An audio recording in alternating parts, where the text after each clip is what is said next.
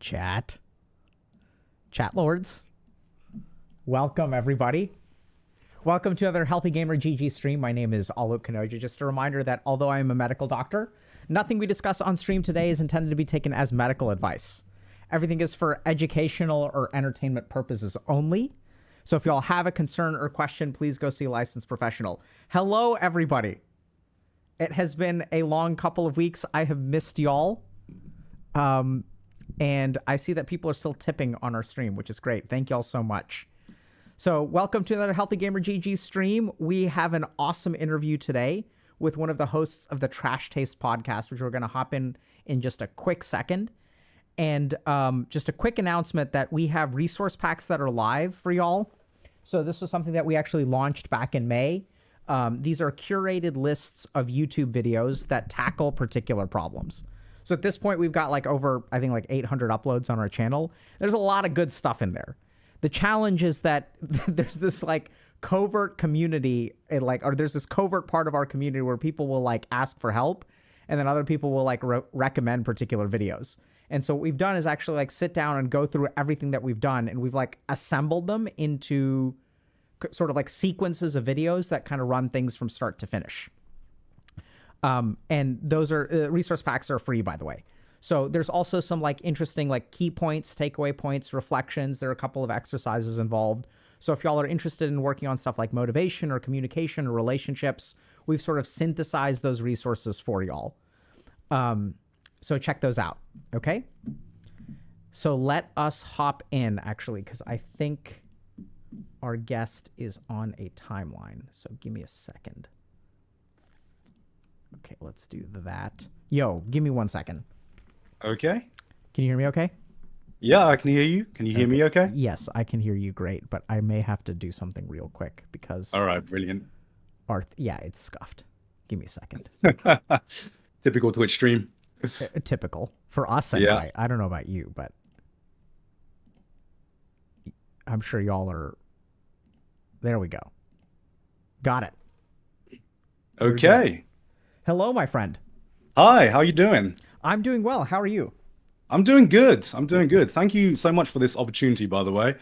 Yeah, very excited, a little bit nervous, I'm not gonna lie, but yeah, just ready to get into it, basically. Yeah, let's do it, dude. And so tell me, what do you go by? My username is Gigguk, but you can call me Gaunt, which is my real name. Gaunt or Grant? Grant. Gaunt. So it's like Grant, but with the R and the A swapped over, if that makes sense. Okay, interesting. What's the origin of that name? It's Thai. So that's, I'm from Thailand, or at least my parents are from Thailand, but I grew up in England. But yeah, that's my Thai name, and everyone, it's a meme, but everyone always confuses it for Grant, which I'm very, very used to. Okay.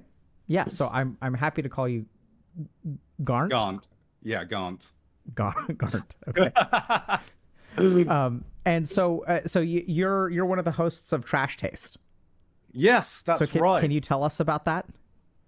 Yeah, so basically a bunch of us, I guess I should start right at the beginning. So first and foremost, I guess I'm an anime YouTuber. I have been doing YouTube since about 2007. And that was mostly talking about anime and reviewing anime. And along the line, I think 3 years ago now, a bunch of us moved to Japan, a bunch of anime YouTubers, and we decided to start a podcast together. And we kind of marketed it as an anime podcast, and then we immediately threw an Uno reverse card and was like, actually, we're going to talk about everything but anime a lot of the times. So it kind of just blew up from there. I think we were very lucky. I still don't know what the secret formula is, but a lot of people have known us for Trash Taste, and I'm very thankful for that. Okay, awesome. So y'all moved to Japan? Yes, we moved to Japan. We basically got a opportunity from a Japanese company, since we all worked doing anime content on YouTube anyway, and they were like, hey, do you want to make content in Japan where anime comes from? So that would make things a little bit easier. And we'd all been friends for a few years, and the idea of a podcast had been floated around. But we wanted to do the podcast in person. That was like our big thing. Hmm. And we all lived in different places in the world. So as soon as we moved to Japan, that was like, okay, I guess it's time to start the podcast. Like any weeb's dream. Yeah, I do. I do get that a lot. And sometimes I look back at myself and I'm like, damn, I never thought I would be in this position when I started my YouTube channel to like, it was like kind of like the weeb cringe dream to like move to Japan and just make content about anime and work with anime companies. But I'm very thankful to be able to do that. Yeah, that's awesome, man. Yeah.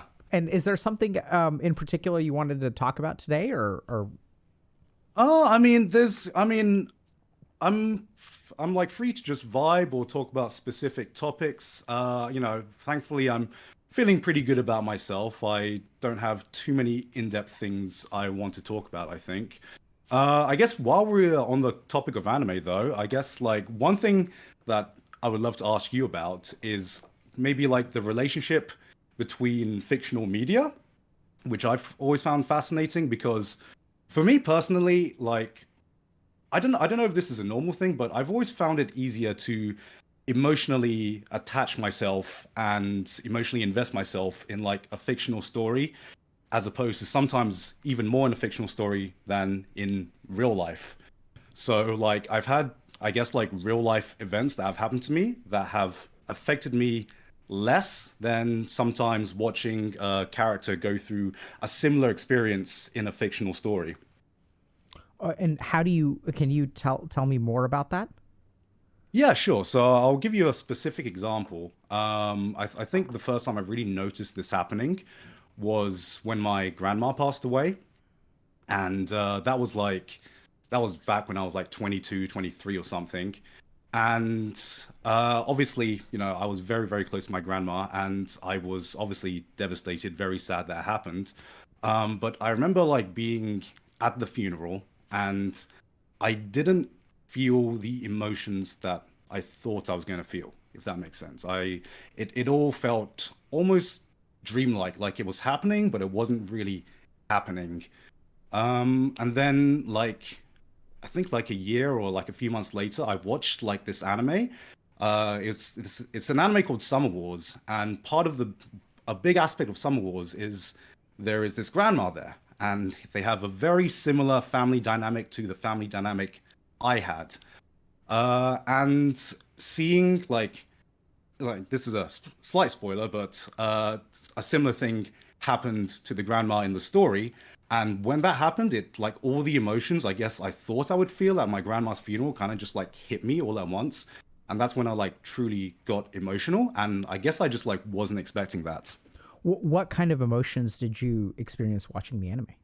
I mean, I cried. That was a big thing that I thought that was a big thing I thought would happen uh at the funeral at an event like that, but it didn't like the emotions like the grief and crying and just feeling sad and thankful and all the emotions that I guess I cognitively registered, but I didn't like emotionally it didn't emotionally hit me until I saw something like that in a fictional piece of work. And I guess yeah, it's kind of like a running trend where I think that's why I love anime so much. I love movies, I love all sorts of media because I can connect with it emotionally much easier as long as it's almost as if there's like not as big of a barrier there for me to like emotionally put myself into it. Absolutely. So that's it's a fascinating topic, man. Mm, Like there's so much going on. But can I ask just one or two quick questions before I kind sure. of so do you think that the experience you had watching the anime related to the fact that you lost your grandmother, or do you think Yeah. it because like you can have all kinds of emotional experiences watching anime. Like do you think Yes. that you basically like I'm getting this kind of implication that there was a lot of dormant emotion that then like opened up through anime. Yeah, yeah. I think there were a lot of dormant emotions that I didn't know how to like bring to the surface, or at least it just didn't come natural. Where when I watched the anime, it just feels more natural to bring these emotions up to the surface. Whereas in daily life, in real life, there might be like a few barriers there, and I'm not sure where that comes from or where that came from, but yeah, I find it interesting myself, and I'm not sure if there's a lot of people like me out there, but it's something that I experience at least. Absolutely. So how long of a answer do you want? As long as you want to give, I'm very fascinated and very curious about it. So I'm kind of curious. Would you say that this happened? Do you think there's a gender specificity here that the emotional numbness in real life and emotional access in anime, based on your experience, do you think there's a gender component to that, or is that basically the same between all genders? I mean, I can only speak from my own experience, but I do think, at least with my gender and my culture, I grew up in, I guess, like a traditional Thai family, and the man had to be seen as like, I guess, not like the strong part of the family, not showing too much emotions, and I guess that might be part of the reason why it was easier for me to show emotions when I'm watching something fictional as opposed to when there's a real life event happening. Okay. And when you kind of go through your life, what is your like I know this is kind of a weird question, but like what is your like emotional experience like on a day-to-day basis? What is my emotional experience like? Well, I'm always on a journey of self-improvement, so I always try to like I think it's a very important thing to be aware of yourself and, take a step back sometimes and think, is there a better way I can approach this? So, in more recent years, I've been trying to let those emotions flow more freely in day-to-day life instead of just in like a safe environment of a fictional world. But right now, I I guess I'm a pretty calm person in like all things considered. I think a lot of it has to do with, so this is going like completely off topic now, but a lot of it has to do with kind of my upbringing, but also I when I was in Thailand, about 23, I became a monk for like about like a month to 6 weeks, and that really helped me, let's say, not train myself, but just be more aware of my internal emotions and my internal thoughts, and helped me really reflect better. So I would say that on a day-to-day basis, I'm a pretty calm, chill person, and if there's something that is emotional, I try to let those emotions like well up a bit more, because I feel like a big problem when I was a kid is that I didn't understand the difference between, uh, let's say, acknowledging that an emotion exists and kind of like dealing with that, as opposed to just pushing it away and just ignoring that there's a negative emotion there.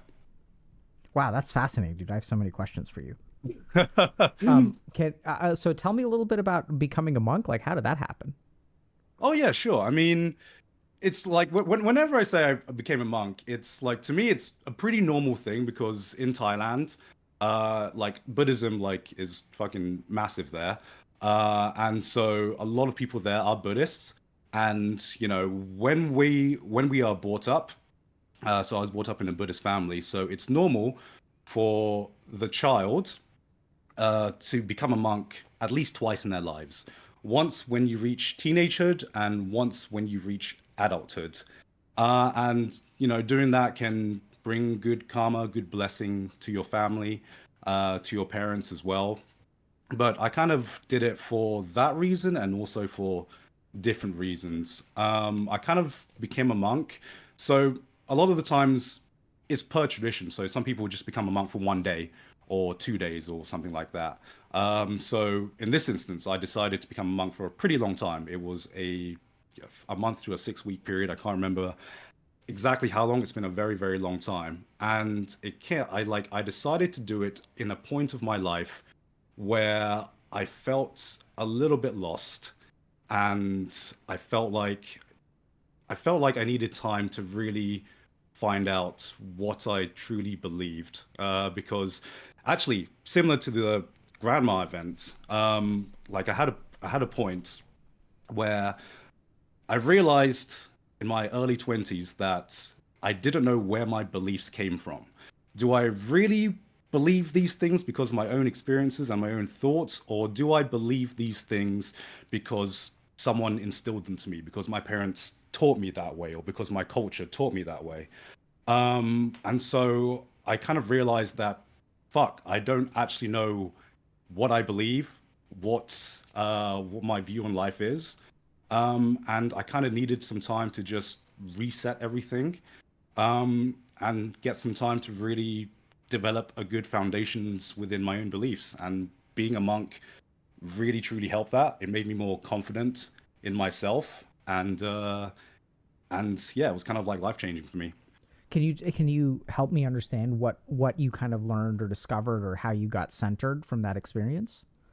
Yeah, sure. So, like, I feel like for me, it was like a very extreme measure, but becoming a monk, you have to let go of all attachments, like for that time you're a monk. So you have to let go of, technology, you have to let go of family bonds, all debts, all kind of like baggage, and you have to live the simplest life you can possibly live. That's kind of like the philosophy of the Thai Buddhist monk, where you just get rid of all attachments and you live the simplest life. And by doing that, it just helped get all of like the noise that was surrounding me and was around me, and really allowed me to reflect on pretty much everything, every little decision that I had made in life to get me to that point. And it helped me to really understand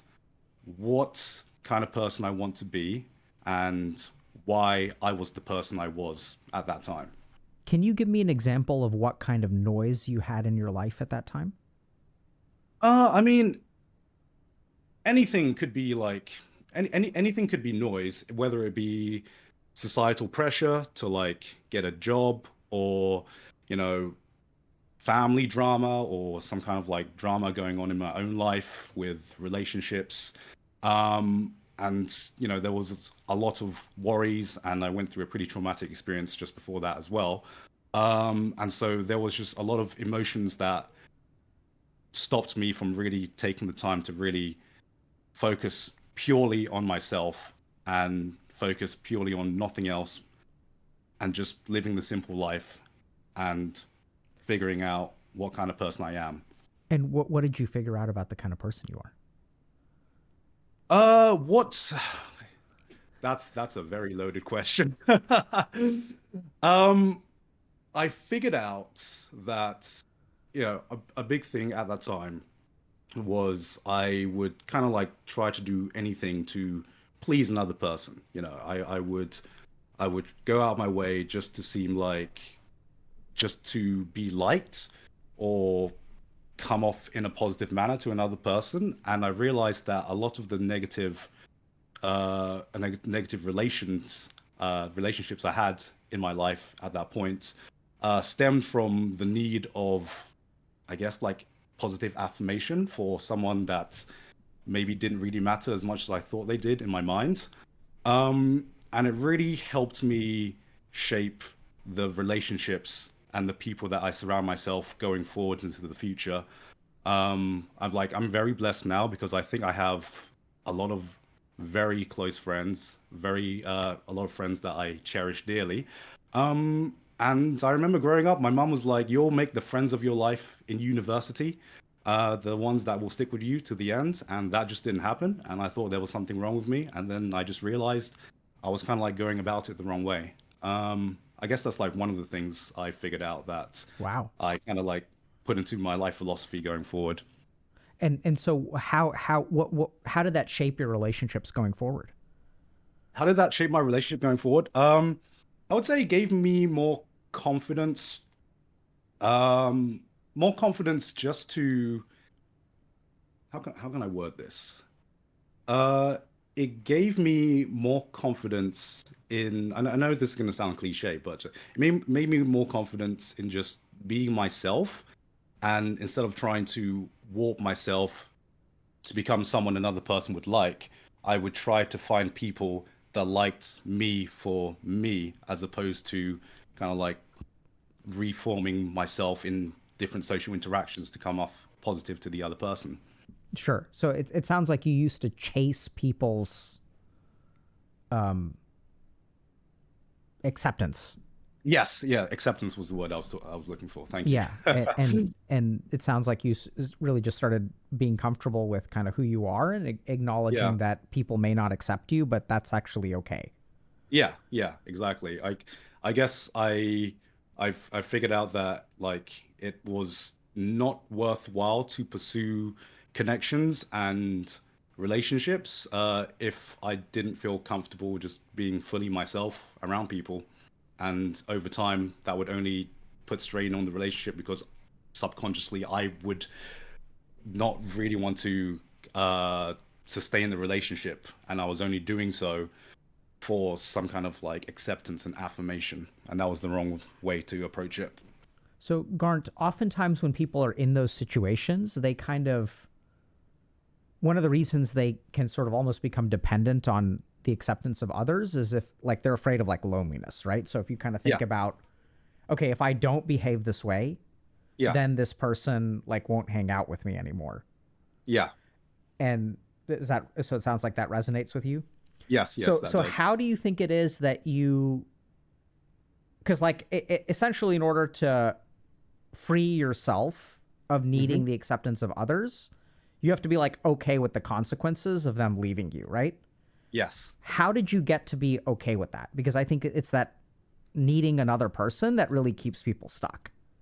Yeah, it's basically so, this basically again like came down to like during like my monk period where it's almost like I could trace the future of this relationship and how I would emotionally be emotionally impacted from that. So, I use this technique a lot in my life where there's a lot of things in life where you look for instant gratification, like that, like the acceptance of another person. But there's a lot of other things where there's that instant gratification where in the short term it might not be the best decision for you, but how I countered that was I accepted that I understood that in the short term, gaining acceptance from another person felt good. It felt good, but then I would trace that, I guess, myself to the future, and just imagine the situations going forward,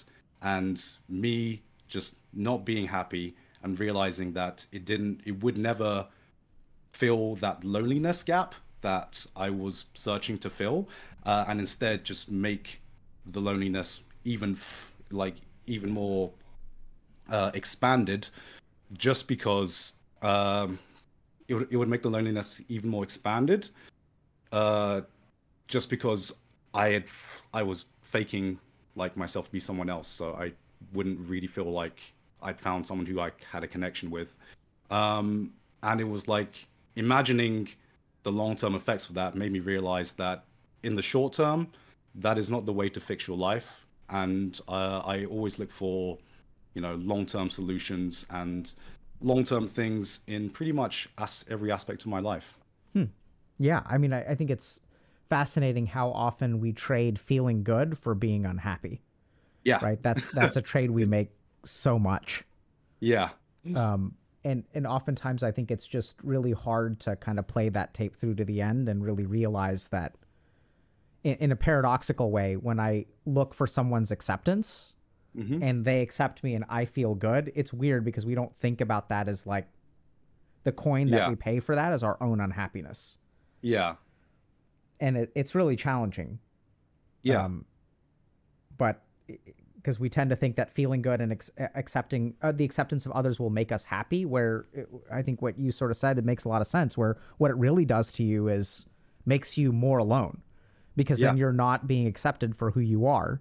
Hmm. And so, then you kind of have to keep up this act and you feel like you have all these shoes to fill. And then like, Yeah. even though you've bought your space in this relationship for today, you're going to have to Yeah. pay with more unhappiness tomorrow. Yeah.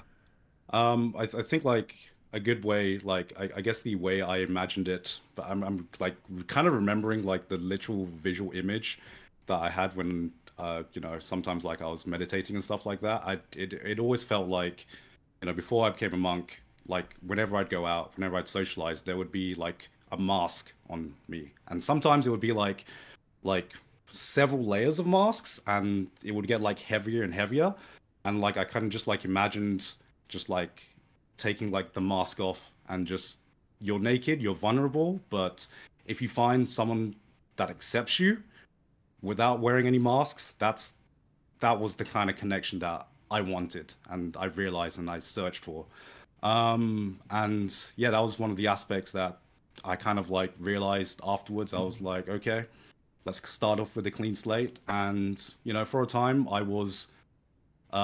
definitely did feel lonely, but in the long term, I look back, I look at myself now, and I couldn't be more grateful for the people around me. I feel like every friend I have is a friend that uh, I would show up anytime. I would do anything for. So I'm very grateful for that. Wow. How do you find friends like that, bro? How do I find friends like that? A lot, a lot of not really trial and error, but just putting yourself out there. Um, especially when you don't have a lot of close friends, you kind of like get desperate to cling on to any connection you have. And I'm like a pretty heavy introvert. I've always been a pretty heavy introvert. Uh, but I wasn't exactly happy being lonely, not having a lot of friends. So what I did was kind of just like trial by fire, try to go to as many events and talk to as many people as possible. Just keep in mind that not everyone I talk to I'm going to vibe with or have a close friendship with. And eventually, if you put yourself out there enough, friendships will just form naturally. Hmm. It will take time, it will take effort.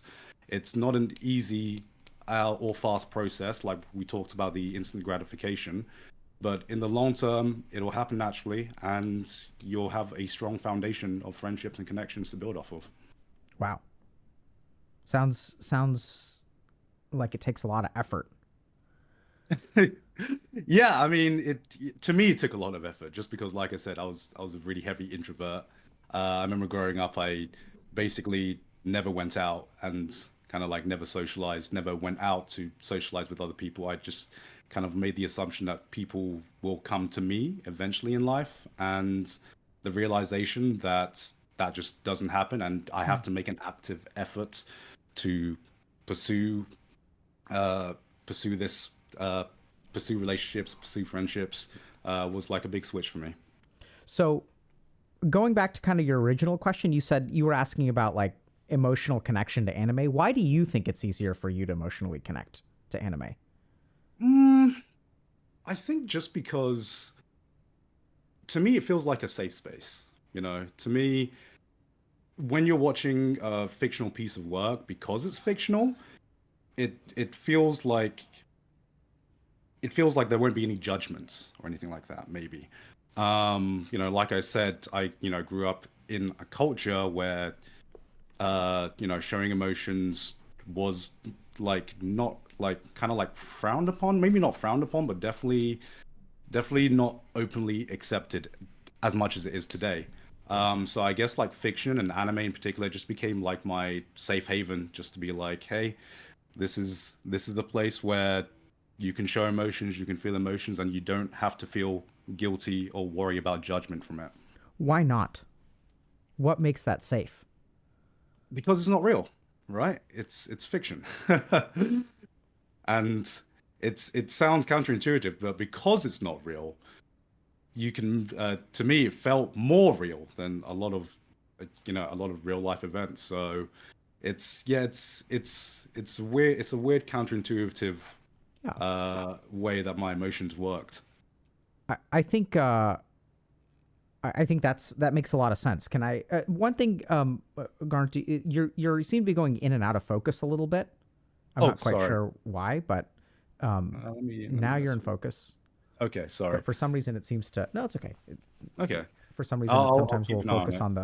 on the door behind you. But so, kind of Okay. going back to this, what makes it unsafe to feel emotions in the real world? Like, Mm, uh, I guess I had like this subconscious fear of being judged for bearing myself out there. okay, I think that was Yeah, I think that's the big thing, if I had to put it into words. Yeah, so subconscious fear, but it also sounds like conditioning, right? So Yeah, it sounds like and kind of growing like, up you were very actively taught not to express emotion. yeah. Like, do you remember what it was like when you cried growing up? Like, do you remember crying? I'll be honest, I don't remember crying at all before the age of like 20. Obviously, like, as a baby and stuff like that, but I genuinely don't remember crying at all. And the first time I remember crying was what I told you about. And I was like, oh, I can actually do it. Okay. Yeah. uh, So yeah. so I mean I think it's fascinating, but first of all, this is a pattern that I see a lot where people feel very emotionally connected to anime.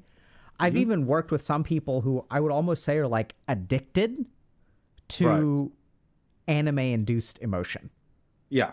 where like they feel numb in the rest of their life. And one of the reasons that they kind of get quote unquote addicted to anime is like the time and space where they actually get to feel.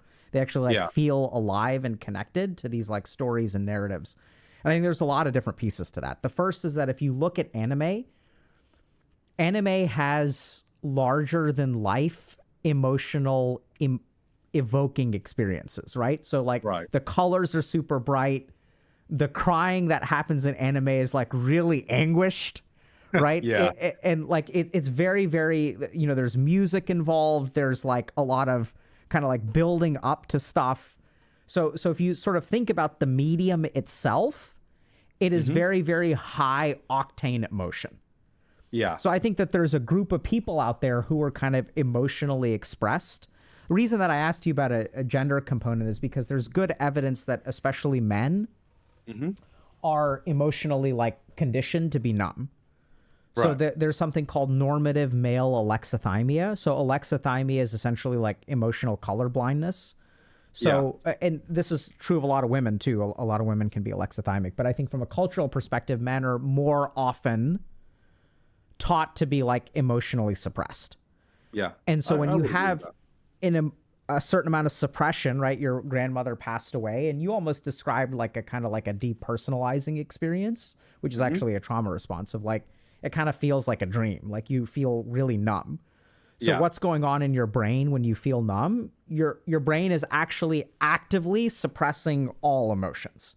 So there's Right. some like circuit on high that is saying no, no, no, no, no, no emotions. Right. And because you've been conditioned to, you shouldn't cry and all this other kind of stuff. And so then what happens is you've got these like emotionally numb men, it could be women too, anyone who's Hmm. kind of alexithymic, who then has this medium which gives you, like you said, kind of a safe space, right? So first of all, when you were crying, like were you by yourself? Yeah, I was by myself. Right? So that's like the first thing is why does anime make it safe for us to feel emotion? My money would be that if you were like at an anime convention and watching the same thing with like hundreds of people, there would be a lot more emotional suppression going on. Yeah.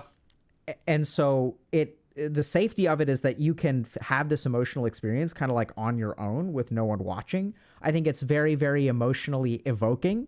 So Hmm. your brain is toning down all the emotion, and the anime on the flip side is like ramping it up a lot, which is why I think a lot of people will get emotional release through anime, because you need that almost that like high octane kind of emotional like Yeah. climax or catharsis or whatever to really feel. And then I Yeah. think there's another component, which is just that human beings, a lot of the emotions that we experience are through like narrative. And for the same reason that we have for thousands of years, human beings have been telling stories, right? And like, what's the reason for that? It's because those stories like will connect with us on an emotional level. Whether this is Right. kind of like, and anime is full of this stuff, right? All these archetypes and tropes, like hero's journey, and I mean, you've got a lot of that shit in your life, where, like, Yeah. going monk mode and discovering yourself, and then like this kind of weird like redemption arc where you were inducted to some secret kenjutsu or whatever, like when you were a Yeah. monk, and then you lived the anime dream, right? Someone could make an anime about your Oh. life. Oh, no, no, no, no. You moved to It is Japan. not that interesting. I see you've got a ring on your finger, so I'm curious if you found a relationship that is romantic and Oh fulfilling. yes. I got married last year. And Yeah, I mean, a lot of what I'm talking about now, I am so like I couldn't have found a more perfect partner in the world. And I believe a big part of it is something important to me in a relationship is balance and teaching teaching each other something and balancing each other out. So my partner is like maybe on the surface, like pretty much the complete opposite of me. She she's someone who is not afraid to let her emotions well up and kind of like is not afraid to go with her gut feeling a lot of the times and gut instincts. And I was always been someone who's been very calm and very calculated. But she's taught me so much about managing emotions, letting it be okay to show emotions, to get emotions out. I mean, the first time I ever cried in front of someone else was I think in front of her. It's interesting you mentioned that before, just because I remember so many instances in public where something emotional would happen and like my eyes would start watering up, and it would get to a point, and I would get emotional, and then suddenly it's like just on the cusp of crying, something would like flick in my brain, and then my body would just be like, nope, this isn't happening now, and I'm like, okay, well, I guess I'm like reset back to zero now. Yeah. So if you kind of look at that, right? So what's happening is you're getting some kind of like, probably I would say cortical response. Yeah, Maybe not cortical actually, but you're getting some kind of response that shuts down the emotion. And yeah, I don't know if this kind of makes sense, but the more the more the greater the flood of tears that is imminent, the stronger that response has to be, which yeah. is paradoxically why, like at funerals, right? So like there's a huge flood of tears coming, and so you're gonna even like disconnect even harder to the point Hmm. where you're even in kind of this dreamlike state. And then I think Yeah, what happens is all those tears are stored up, and then when yeah. you watch an anime, you're kind of like there's so much emotion packed in there that it just opens the floodgates. Because then the other thing is you're by yourself. I think that's like we were talking about Yeah. this. What's safe about it? What's safe about it is if you sort of think about it, having most emotionally connective experiences Yeah. require other human beings. But the Yeah. whole point is that if you're like emotionally, if you're like an emotional fortress and you don't Hmm. want to be vulnerable and you want to be protected, like you can't, it's hard to evoke that emotion. And that's where I think anime comes in because there's a Yeah. bunch of emotion and you can kind of do it in the safety of your own home. So you can like Right. sit there and like you can bawl and like you're kind of like even then I would imagine at the very beginning you don't want to bawl, right? You Yeah. feel Yeah. that shut off switch kind of turning on, but then you Yeah. kind of let it not shut off. You Yeah. kind of hold it at bay and then it starts coming out and it starts to feel really good. And then you check the door to make sure no one's going to like walk in on you. And, Yeah. you know, And I remember like kind of realizing like later in life, I think like how important that is for me because by having like this emotional shut off, I think I went through a lot of my life where I just felt disconnected. I just sometimes you felt disconnected from people or just disconnected from the stuff happening around you. And I feel like being more emotionally aware has helped me really become a better person. If like, I feel like I've become a much better person, much more balanced person because of it. And yeah, a lot of this has, been my wife kind of like showing me, not really showing me, but helping me to understand that it's okay, uh, and helping me to get comfortable with it. And I couldn't be more grateful for my wife for that. it sounds like an amazing, it's a woman. Yes, Yeah. yes, woman. It sounds like she's an amazing woman. Oh, yes. Yes, thank you. Yeah, I mean, I truly believe that, I'm not sure if I believe in soulmates, but I believe a soulmate isn't someone who is perfect for you right as you meet, but I believe what's truly special and truly important is finding someone who you are willing to change yourself to become a better person for that person, and that person reciprocates that by doing it for Some you. real anime level shit right here. Like, is this? I, I just this is just like I mean this is just how I envisioned how to have a happy life. I think like the end goal of everything, I think the end goal of all of this, I just want to be fucking happy, man. Like I just want to be happy with myself and my life around me. And yeah, I'm just constantly on a journey to be the happiest person I can be. And Why? why? Life is just better if you're happy. Life is better if you're happy, and you know your life experience will always change, your life situation will always change. Um, but if you're happy, the world's just brighter, and you feel good just being alive and existing, I guess. Yeah, dude, this is I think you've really internalized a lot of anime because a lot of what you're saying I can absolutely see as like parts of, you know, there's Yeah, some after the climax you have a couple people that are like sitting on a park bench and musing about life and being happy yeah. and I mean, I think a lot of this does also come down to a lot of like my Buddhist upbringing as well. A lot of it is kind of like finding like a lot of Buddhism, especially the ones I taught, is about finding internal peace and internal happiness. And a lot of the teachings that we have in the way of life kind of like try to guide you in that direction. So I guess maybe seeing like a lot of these morals that you say you talk about anime. I see a lot of these morals that are seen in anime kind of like resonated with me very, very deeply, just because that was already internalized about how you should live life, and what kind of person you should aim to be anyway. and can you tell me a little bit about that? Like what kinds of where does happiness come from? How do you seek it? Ooh, that is a loaded question that I do not have the answer for. But What is a loaded question? a loaded question is something that maybe I haven't thought too deeply about, and would could possibly branch off into about 10 different things depending on how my mind works at that time.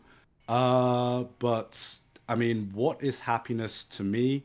Um, Happiness is finding self-fulfillment, and I don't know if gratification is the right word. It's a struggle to find like the right words to describe what it is. But to me, if I can't find the exact right word to describe it, the feeling I get is just feeling like your soul is full, if that makes sense. Mhm. Like that's kind of like the feeling that I get when I think happiness and fulfillment. It's interesting. Are you familiar with this term dukkha or I'm not, duk? no. Okay, so I'm not sure what language your Buddhist tradition is in. I imagine Right. it's Thai. Yes, Thai, yes. And so do you is there a word for like the basic, like when the Buddha was talking about like what's suffering, like what word do y'all use for that? Um, so I'm not sure, because a lot of Buddhism is like in Sanskrit and Pali, which I've never really understood. Okay. The closest thing to like what I was talking about is like a Thai concept called Jai, which is like the heart. And I think a lot of Thai culture revolves around the concept of Jai. It's like the heart. So, for example, like when we refer to something that's, if you're impatient, it's Jailan, which literally just means hot heart. So a lot of my internalizations about how I deal with emotions, I guess, like internally comes from how I view the heart, if that Hmm. makes sense. Yeah, it makes a lot of sense. So it's sort of Yeah. like depending on the state of the heart, Yes. Yes. different fluctuations of the heart will result in impatience or fear or Yes. yeah, Yeah. makes a lot of sense. So I mean, you're talking about kind of fulfillment. Yeah. And it's interesting because if you look at the Sanskrit word for Hmm. suffering, it's dukkha. And Right. literally what dukkha translates to is empty space. Right. So it's like I kind of think about suffering as anything, it's the gap. It's the gap. So if you Right. kind of think about, oh, I heard this anime was really epic. And so then I sit down to watch it and I'm like, it's like pretty good, but it's not as epic as everyone is saying. So if Yeah. you sort of think about in that moment, there's discontent, right? You're like, I'm a little bit disappointed. So what is that disappointment? It's the gap between your expectations and your experience. And if you Right. really look at like what is the source of any unhappiness, you'll always find a gap. And when I hear you kind of talk about fulfillment, what does it mean to be fulfilled? It means that there's an absence of a gap. There's no gap. It's full. Right. Right. Yeah. So whether it's a romantic relationship or whatever, like the relationship, even though it isn't perfect and there are problems, there's no gap. Does that kind Yeah. of make sense? Yeah. That makes total sense. It's funny because the way you just described it is basically how I envision it in my mind as well. Sometimes I feel like there is a gap in my life, and gaps. Even if you can be completely fulfilled at one point in your life, that doesn't mean that as you grow older, you get more life experience, that a new gap is going to appear somewhere. So I believe that my life has been a journey to try and fill in those gaps as best as I can to be fulfilled and be happy. So I think you actually hit the nail on the head on that. Yeah. How does it feel to continuously fill gaps? Ah, I mean, it's it takes effort. I wouldn't say it's tiring, but it takes effort. It takes a constant, uh, it takes constant energy. But I believe the feeling you get when you are able to fill in one of those gaps, that's kind of like that's always the high that I always chase in life. Um, and I will continue chasing for the rest of my life, I think. Well, I would hope not. What do you mean? Well, so earlier you were talking about like, self-improvement is really important to you. Mm-hmm. But, it's kind of interesting because like what you're sort of describing is that, yeah, there's like a constant gap that you're trying to fill. Yeah. So even if Yeah. you kind of go like a level meta, there's a gap of unfulfilled gaps. Does that kind of make Right. sense? Like you're always Yeah. like, and then like you feel good, right? When you fill in the gap, you feel Yeah. good. But as you Yeah. said, it's temporary. And then Yeah. it requires like more effort to fill the next gap and more effort to fill the next gap and more effort. I'm not saying that it Yeah. increases with each one, but Yeah, it's yeah. always requiring. And so if you kind of think about it, there's like a level of a hunger, Mm-hmm. which I don't know if you actually have or not, but that's a kind of like one level, like you're discontent with having a gap to begin with. Yeah.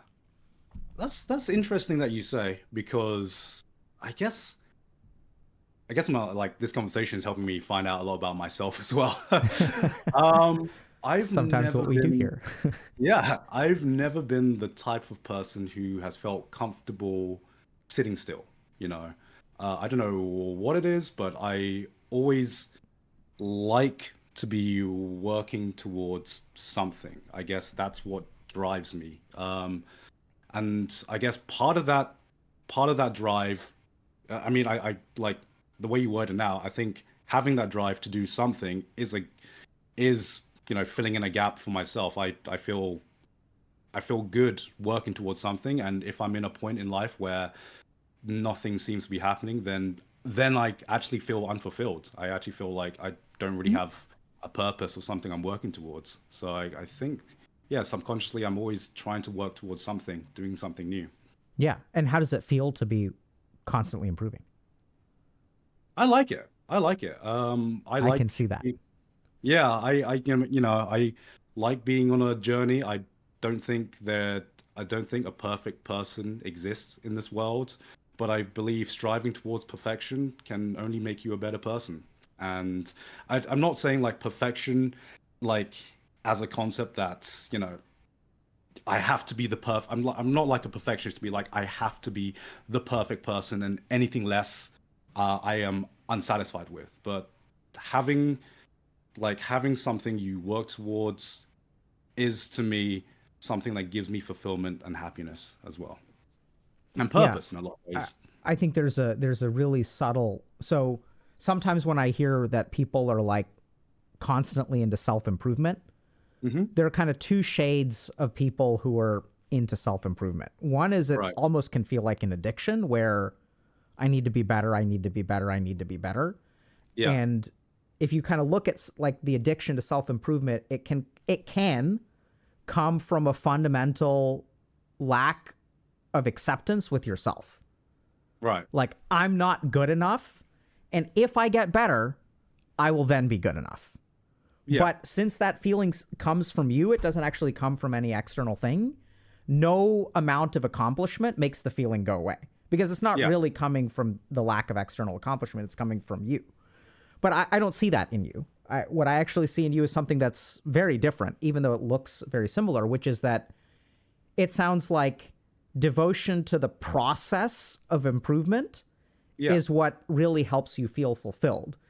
And I would even venture that failure doesn't feel like a setback for you. No. And there's a huge difference because in one, I see you're about to say something, so I'll be quiet in a second. But in one case, people, whether they feel good or not really depends on whether they accomplish the thing.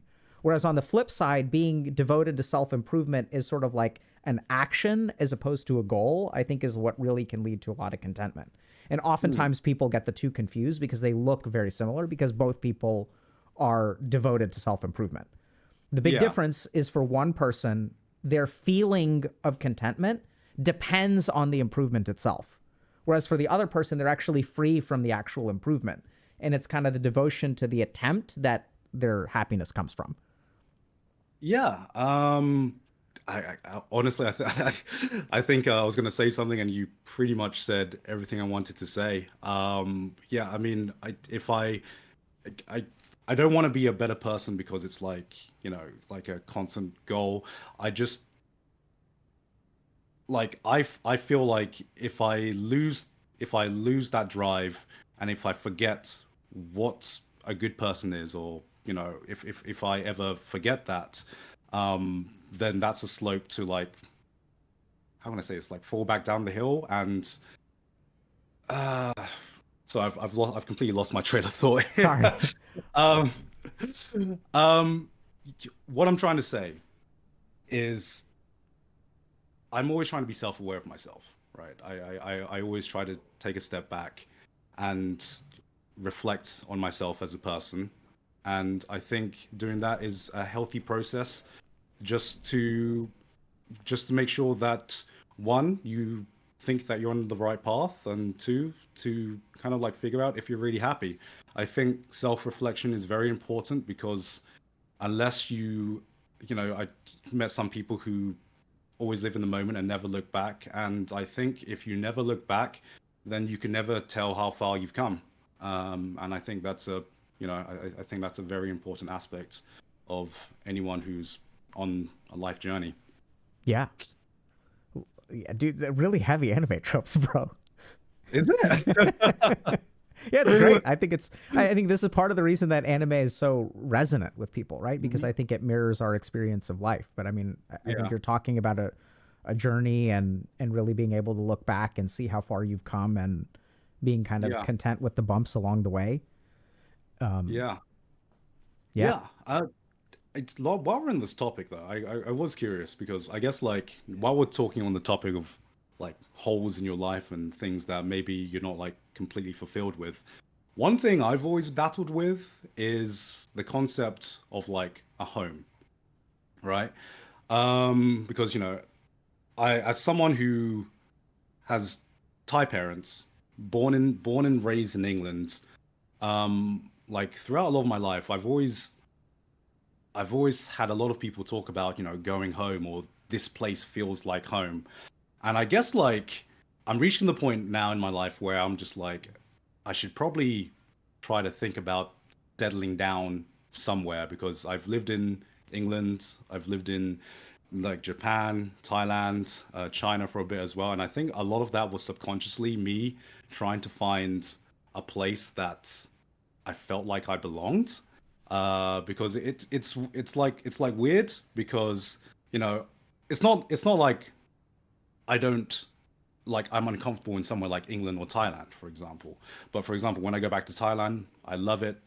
It feels like I have family there. It feels so good. I almost feel at home, but I feel like because I grew up abroad, like when I speak Thai, I have like a slight British accent when I speak Thai, so people can tell I grew up abroad. I will never fully be viewed as like someone Thai. And growing up in England as well, I grew up in Brighton, which is now a very progressive city. But when I was growing up, there weren't very many many Asian immigrant kids surrounding me. So I definitely felt out of place in England as well. And I think subconsciously I've always been searching for a place where I felt comfortable. But still to this day, I'm still trying to find a place where I can truly call my home, and I will be happy settling down at. Sorry. Is there a question there? Yeah. I guess the question is this a normal feeling to have? Uh, is this something I should really be kind of like trying to fill this gap in my life, or am I just looking at it the wrong way, do you think? Yes to all of the above. Okay. So, I mean, I have an answer for you. It's one that I feel 100% confident about and is probably the most wrong thing I'm going to say over the course of this conversation. Okay. So I think the first thing to understand is that, is it a normal feeling? It is for you.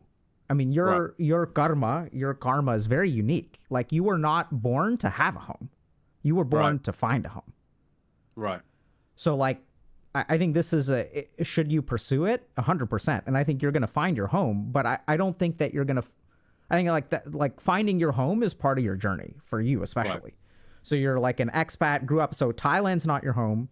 Japan isn't, I mean, sorry, Britain, it sounds like Brighton isn't your home. Yeah. And so I think that you should absolutely find a home because that's the gap that you feel, right? Like Right. you want it.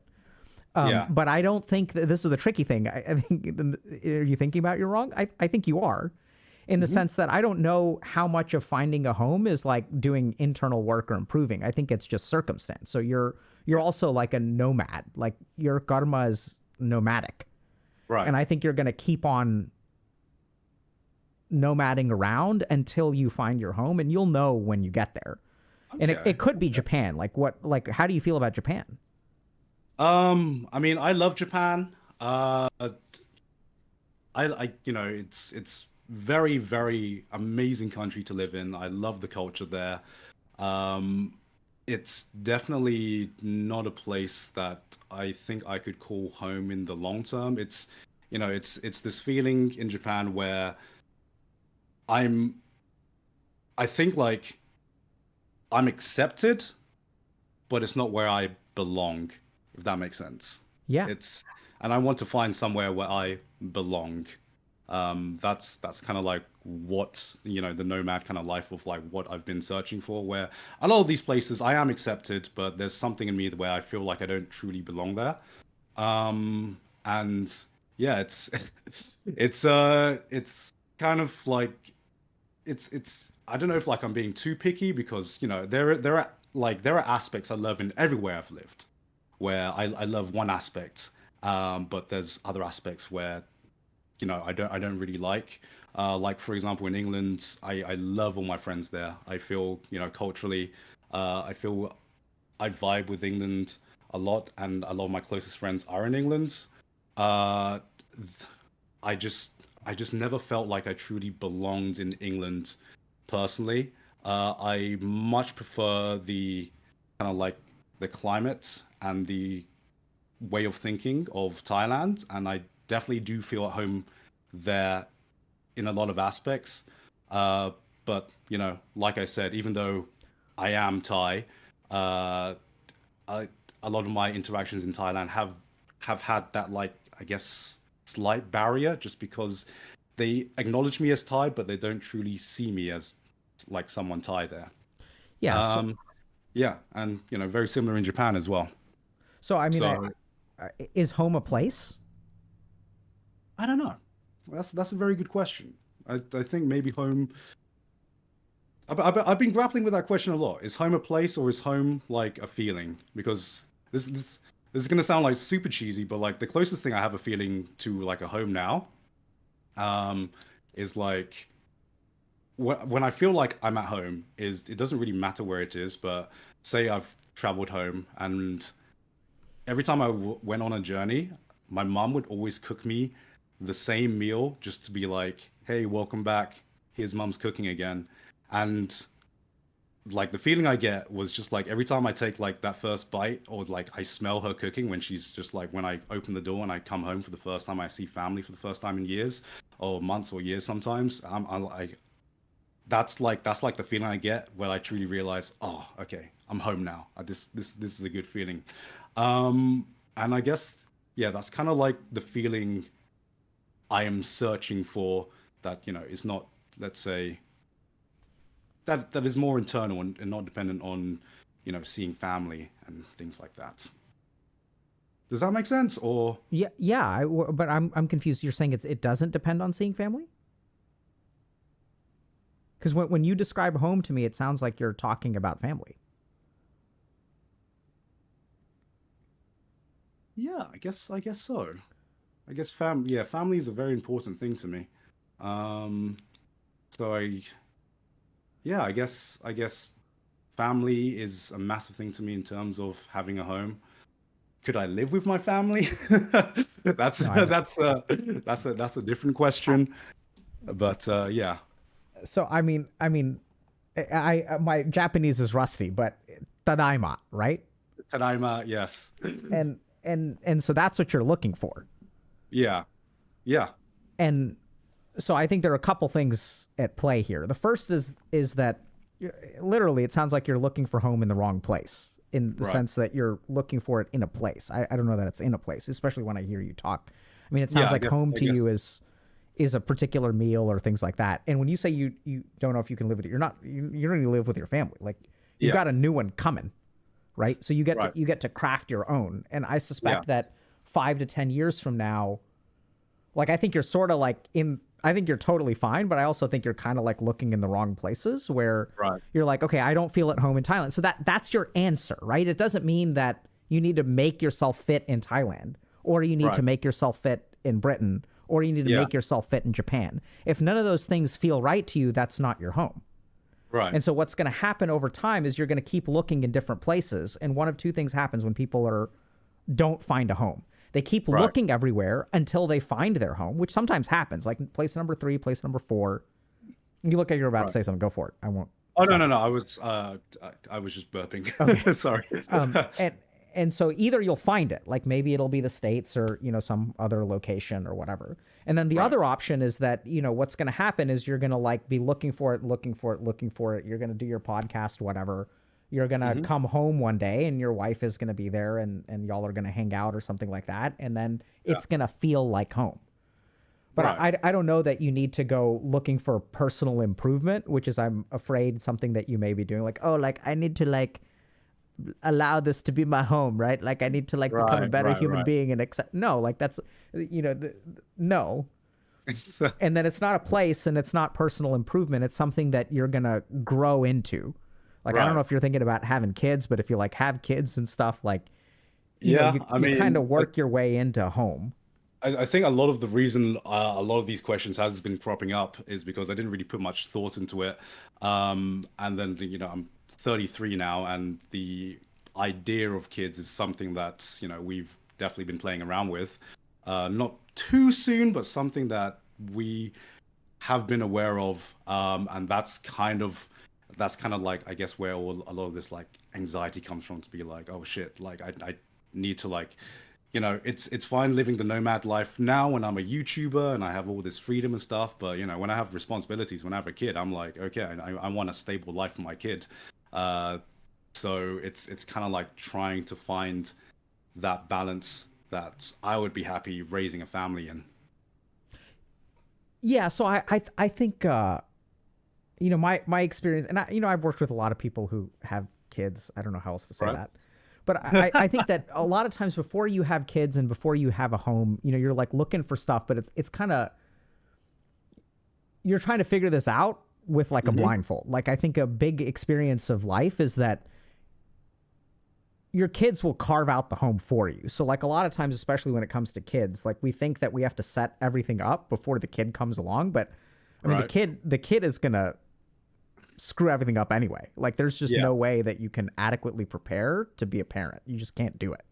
Right. In my opinion anyway. But the good news is that you don't have to. And Right. that like I have a feeling, hopefully, that you'll carve out your home. It's not something that you're going to find preformed. Not you, unfortunately. Yeah. Your family it's not your existing family. You're going to carve out this new family. You're going to carve out, if you decide to have kids, it'll be a place. It'll start to grow on you over time, and you'll settle down. You'll have roots. Because right now, what I'm hearing is that you're looking for a perfect place. Like, oh, this is the problem in Thailand. A home isn't perfect. It's, there's lots of problems with it, as you'll discover. Okay. And then that's just the thing, though, is that it's the place that you accept in spite of its flaws. Whereas a lot of times when we're looking for a home, we're looking for that place that feels right. Okay. And it feels right because you break it in. It's like a pair of shoes. Right. Like you wear them a couple times and then they feel right.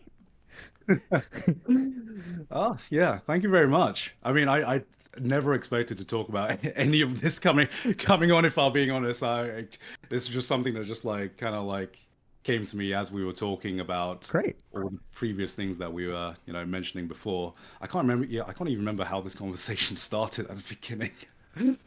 Well, we started. Yeah, off, I mean, yeah. Go ahead. Sorry. oh no, I was just curious. I mean, so you had asked me this question about emotions and anime, and I mean, if you've got other questions like that, I'd love to hear them. Yeah, I mean, let me think, because I don't have any concrete questions now, because I tried to think about what I really wanted to talk about on this podcast, or I don't know if this is even a podcast or just us. I don't know either. Shooting the shit. This has evolved into something that I definitely wasn't expecting, but I've been very, very grateful about. Yeah, I mean, right now I'm just happy to be happy in life. We talked about being fulfilled. I honestly took this opportunity I think a big thing is help to understand myself better. I remember you said about before, 3 conversations ago, about guys being conditioned to not show emotions, and something about that really resonated with me, because with this new friend group that I've happily built up over the years. I think we had just a casual hangout 2 years ago, and the topic of therapy just came up. And every guy in this group suddenly just raised their hand to be yeah, I've gotten therapy before as well, and I've been friends with these guys for years, and we had just never talked about this. And I remember telling them, guys, we've known each other for how many years, and we're just bringing this up now. What the hell? How did this happen? And I'm wondering, do you think it's is it a cultural thing, or is it something that is embedded in all cultures, or is it purely something that's hardwired into us? Or is what is the it? The feeling of us having to close up on our emotions. That's a great question. So I think there are a couple of different answers. Right. The first is that there's absolutely a conditioning component. So right.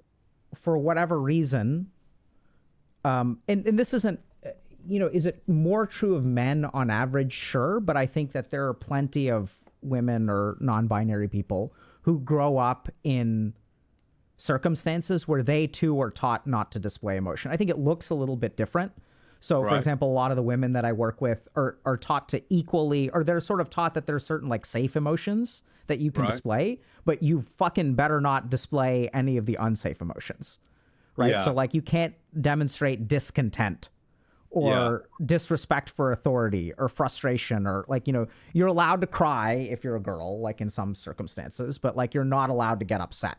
So I see this a lot with women that I work with that are in kind of high powered careers where getting angry is oh, this person is a bitch and all this kind of stuff. So it's slightly different, but there's absolutely a conditioning component. Right. Second thing is that I think that somewhere along the way, now this is where things get weird, but I've started to realize recently that there are a lot of biases in the way that we deal with emotions. And I think a lot of those biases are really rooted in our... So, for example, a lot of what we talk about in terms of dealing with your emotions is talking about your emotions, right? So there's this assumption that verbalizing emotions is processing them. But that I've really been looking into a lot of really interesting research about the origins of psychotherapy and realized that there's actually like a pretty big bias in psychotherapy that is towards women, probably. I'm not 100% sure about this, but if you look at studies, for example, like men are reluctant to engage in couples therapy. And why is that? If you ask men, it's because they feel like they're disadvantaged. And so if you kind of talk to them, you're like, well, what do you mean you're disadvantaged? Well, like when I go into therapy, my significant other, assuming a heteronormative kind of perspective, like knows how to talk to the therapist and like articulate their emotions. And I don't know how to do that. So we go into this therapy session. My partner is like talking about their emotions in a way that like the therapist resonates with them. They're like, oh, wow, you're doing really good. Like their partner's doing a good job. And I don't know how to say that. Like, I don't know how to articulate it. And so I kind of feel like I'm at a disadvantage. I feel like the bad guy in therapy because I can't articulate my feelings. And instead, like, you know, does that kind of make sense? So there's lots of research that shows that men feel uncomfortable in therapy. Men are less likely to engage in therapy. And so then the question is why? So it could be because of the way that we're conditioned, but I think a bigger part that we haven't really touched on, which I'm suspecting and some light evidence for, is that if you look at the origins of psychotherapy, they were really, you know, like Freud is like a big part of that. And I think a lot of times when we were developing the field of psychiatry, we were trying to figure out, okay, how do emotions work? And we went and we talked to a lot of humans. And then what happens is based on the humans that we talked to, we determined that, okay, this is how you deal with emotions. The problem is that the humans that we talked to weren't a representative sample. So if you look at the majority of people who engage in psychotherapy, it's actually like 60 to 70% women. Even, I'm not sure about this. I've been trying to find statistics on this, but I think the majority of Freud's clients or patients, I think were women, but I could be wrong about that. And so what happens is when we're originally developing our idea of, okay, how do we deal with emotions? This is the science of dealing with emotions. But there could be some kind of intrinsic bias that men didn't really participate in the early studies. They weren't the majority of patients. So when we concluded this is how you deal with emotions, we were actually looking at a population of 60 to 70% women. Or even if it wasn't 60 to 70% women, the men that we're talking about in like old Austria or wherever Freud was, may have been a subset of men that were responsive to like Freud's methodologies, which were highly verbal in nature. But I think a big part of this is that there's this assumption that articulation or using verbal stuff to manage emotions is how you do it. Whereas I sometimes wonder, having worked with a lot of men and women, whether that's actually how we do it. So with dudes, like we're more physical, right? And that could be conditioning. Who knows? Maybe it's genetic. You know, I recently like took part in something called like an anger ceremony, which is like a bunch of dudes like went out into the wilderness and then like we split up and we walked off into the woods. And then you like scream or you just let your emotions out in privacy. And then you come back and you all cry and you hug it out and you pat each other on the back. And like something about that is very like healing. But that's very different from anything we would imagine in psychotherapy. But I don't know that. So I've started really question, having worked a lot with men, and we're talking about dealing with emotions, not necessarily pathology. So when we come to pathology and mental illness, which there's a whole conversation about, but in that way, psychotherapy may be the most effective evidence-based approach. But I think that there are just some fundamental assumptions that we have in relation to, okay, why are men alexithymic? Well, there just may be like more to it. So for example, like if you tell a dude like, yeah, I got dumped. How do you feel, bro? It feels like I got kicked in the nuts. And we know what that means. So there's like physicality to the language. We can't articulate what the emotion is. We can't name it. We can't pick it out, but we are able to resonate with each other. So I think there's a lot more complexity to vulnerability and sort of what we share and what we don't share. I'm also not entirely sure. Like, I think it's healthy to share, but I'm not sure that men like need to share, to be blunt. So I kind of hear this from my wife where, you know, I'll catch up with a friend of mine, you know, like that I haven't seen in 4 or 5 years. And she's like, did you talk about their divorce? And I'm like, no, we didn't talk about the divorce. She's like, but you haven't seen him in so long. And like, he got divorced. Like, how could you? And I'm like, no, like we talked about video games because that's what we do. That Y- y- resonates with me You know, like so we don't much. need to talk. Like I know he's divorced. He knows he's Yeah. divorced. You know, and then like the way that we connect and heal and the way that we bond is by like going back to a time that's happier. And like I'm done. And now being a fucking psychiatrist, I can analyze it and can say like, yeah, I'm like showing him that I still accept him, that nothing has changed. I don't think any less of him, that Yeah. I still think he's a good human being, that I value him the same, that I'm going to be there for him in the way that I was 15 years ago. And this is the way that we do it. Right, right. And that makes a lot of sense. You brought up something that I kind of like want to ask more about. It's what did you call like the anger camp or something? Yeah. A ceremony. The anger ceremony. Because one thing that I've not exactly like struggled with. I think struggle is the wrong word, but I've tried to be aware of is anger and kind of like the management of anger. And I know a lot of people may have issues like managing the anger to the point where get it under control. I don't know if I don't know. I don't even know if this is an issue. I just wanted to ask your insight about it because I don't know if I have like the opposite problem where I so very rarely do get angry, if that makes sense. To the point where sometimes I feel a little like maybe even like alien when something happens and people get angry and like sometimes I get asked, "Aren't you angry? Are you angry?" And I'll be honest and be like, honestly, not really. And sometimes I feel like maybe I, maybe I should be more angry than I am, but sometimes it just like doesn't bother me, or at least I just don't get angry. And I don't know if that's a normal thing or if that's even a healthy thing. Maybe like a little anger is good. What do you think? Have you always been not angry?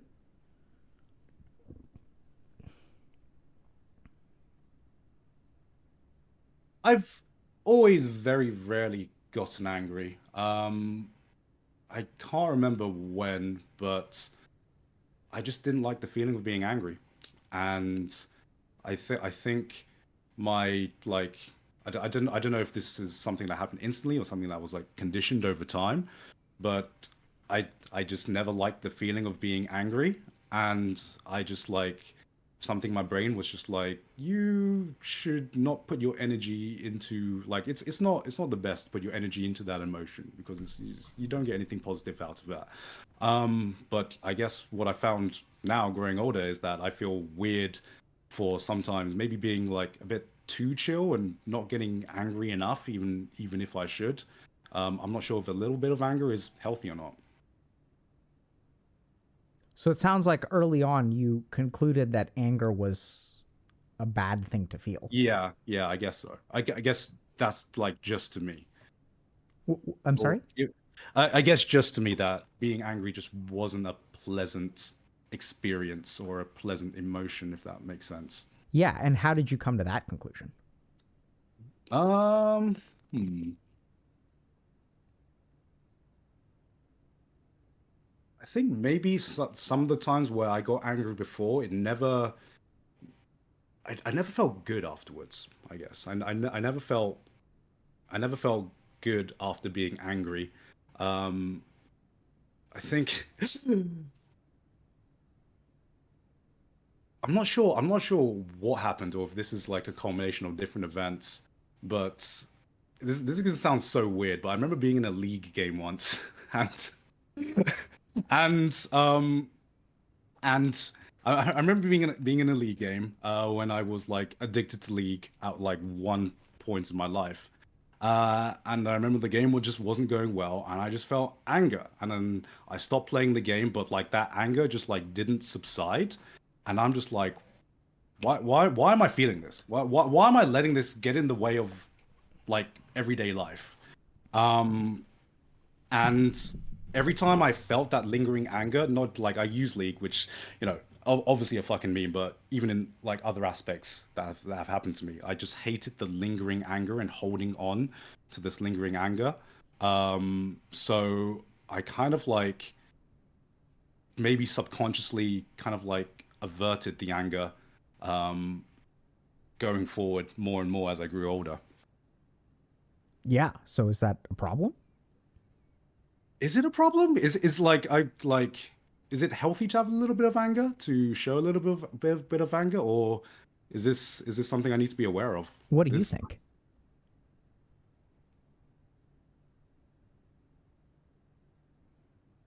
logically, I think it might be healthy to kind of like show some anger, or I guess maybe not so much anger, but at least to release some anger. Sure. Um, Like you said, but that's the. So I asked you what you think. You said logically, it sounds like yeah, it's good to show and feel some anger. What about yeah, yeah. what's your what's the other part of your answer? What part of your answer is not logical? Uh, Does that make sense? You yeah, understand my yeah. So question? yeah, like So the reason I phrase it like that, like logically, yeah, I think what is the it's other part of you good. think? The other part of me is my heart, which tells me, I which tells me, man, I don't want to put in the effort of like I don't want to put in the effort to like deal with this. So that's like the two sides of me. And I don't know whether I should listen to my mind or whether I should listen to my heart. When so then the way you're resolving that problem is by asking me, Yeah, yeah, right? exactly. And so Yes. you're hoping that I'm going to give you an answer that'll solve your internal conflict. Yeah. Hope maybe some insight or something like that. Sure. So my first thing is that let me. Can I think for a second? Sure. It's a great question.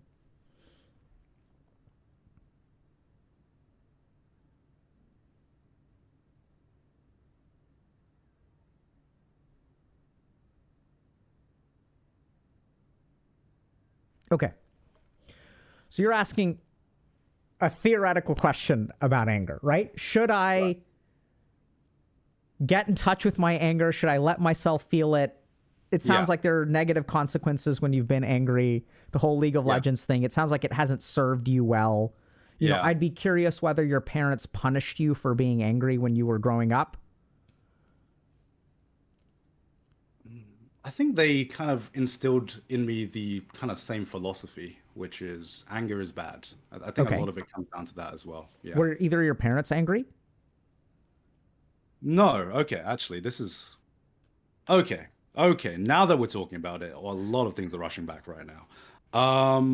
So the reason I asked this, the real reason, is because even when someone does something wrongfully to me or my family, which has happened in the past, um, I remember like the emotional response wouldn't necessarily be anger. It would just be to kind of like shut down. At least I know that that was like that was my mum's default emotional reaction whenever something's happened to her in the past. And I think I saw that, and I saw how she handled it, and I think I've kind of maybe subconsciously internalized it, and it's kind of like affected me. I don't think it's necessarily a bad thing, except in the case where I do think maybe someone did wrong me or the people around me, and my first internal emotional reaction is not to get angry, but just to like analyze, I guess. And I don't know if that's a healthy thing to do. Sure, you Um, do. You know. do I know? Yeah. Is it a healthy thing to do?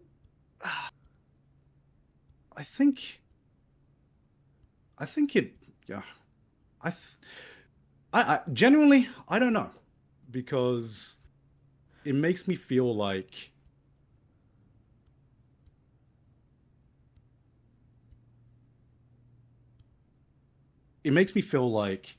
if someone did something bad to someone important to me, that I should feel like some kind of emotional anger and frustration towards it. Like maybe like a bit more instead of just going into like taking a step back and just analyzing my feelings and stuff like that. Because I feel like that's part of being human. And yeah, I think feeling some emotions for the people that's important around you, whether that be positive or negative, is an important part of being a good person. I don't know. That's the best answer I have. Yeah. So I think you think this is a problem. Right. Does that make Yes. sense? Yeah, yeah.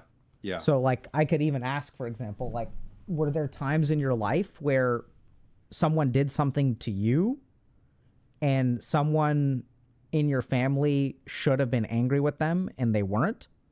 Yeah. Most definitely, yes. So like Oh no, sorry, not to me, sorry. Someone did someone to my family, and my family, at least my mom, didn't get angry. She had a different emotional response, which was just kind of like shutting down. and Um, how do you feel about that?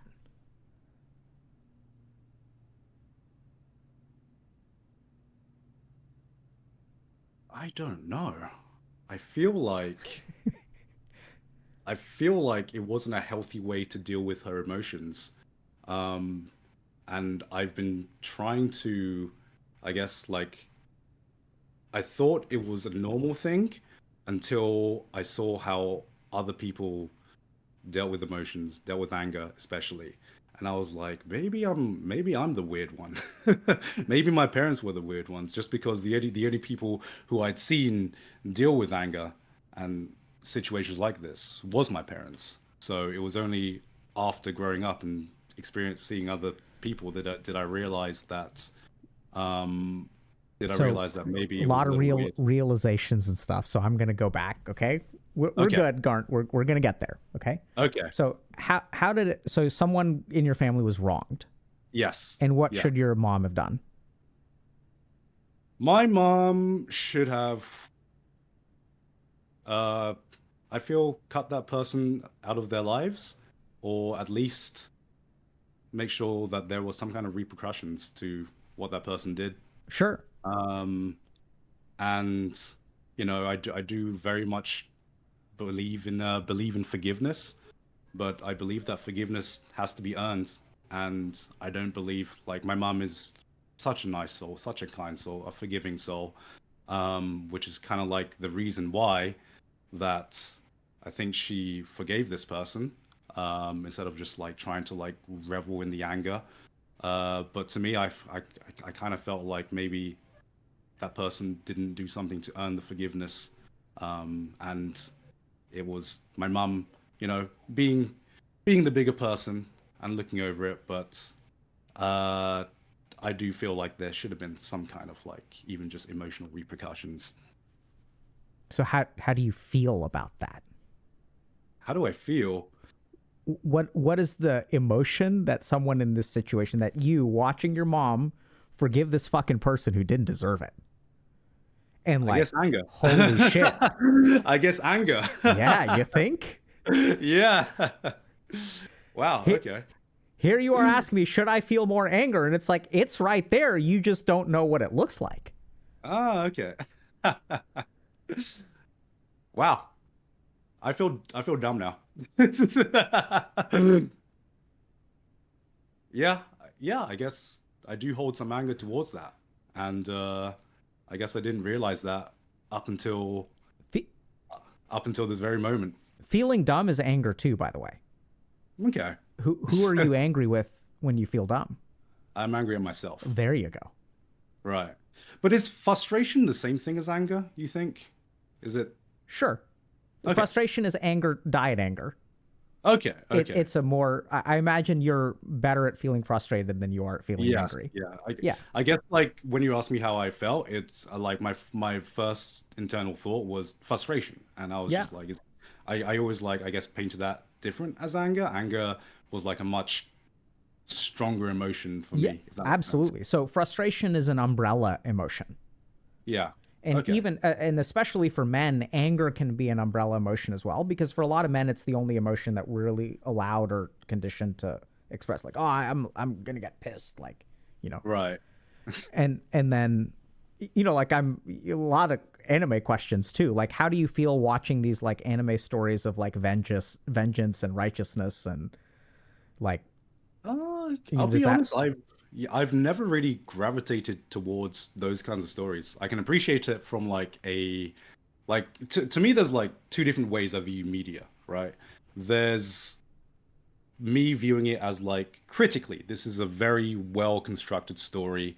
and I can see the appeal. And then there's how I emotionally feel towards a piece of media, which is, there are some anime which I would not recommend to anyone that I emotionally gravitate towards. I think subconsciously I gravitate to a lot of escapism. So there's this genre in anime. It's called isekai, and the entire point of this genre is that it's about a person who's been transported to another world, right? Um, and I'm not sure if I've liked that idea. I always subconsciously gravitate to kind of like being in another world, enveloping the world of the author, and just something that's a bit detached from a story that's more grounded. Do people who are in isekai anime, do they feel at home in their world? A lot of the times, no. I'll be honest, isekai anime isn't that deep. This is purely like a surface level thing. Um, a lot of modern isekai anime is about a guy who is normally a nerd or like is bullied, and then he goes to another world, and then he becomes a super ultra powerful person and gets all the girls and stuff like that. And to me, it's just like this is just like junk food to me. Sounds like he's a misfit in one area and belongs in another area. Wow, why you gotta do me like that, man?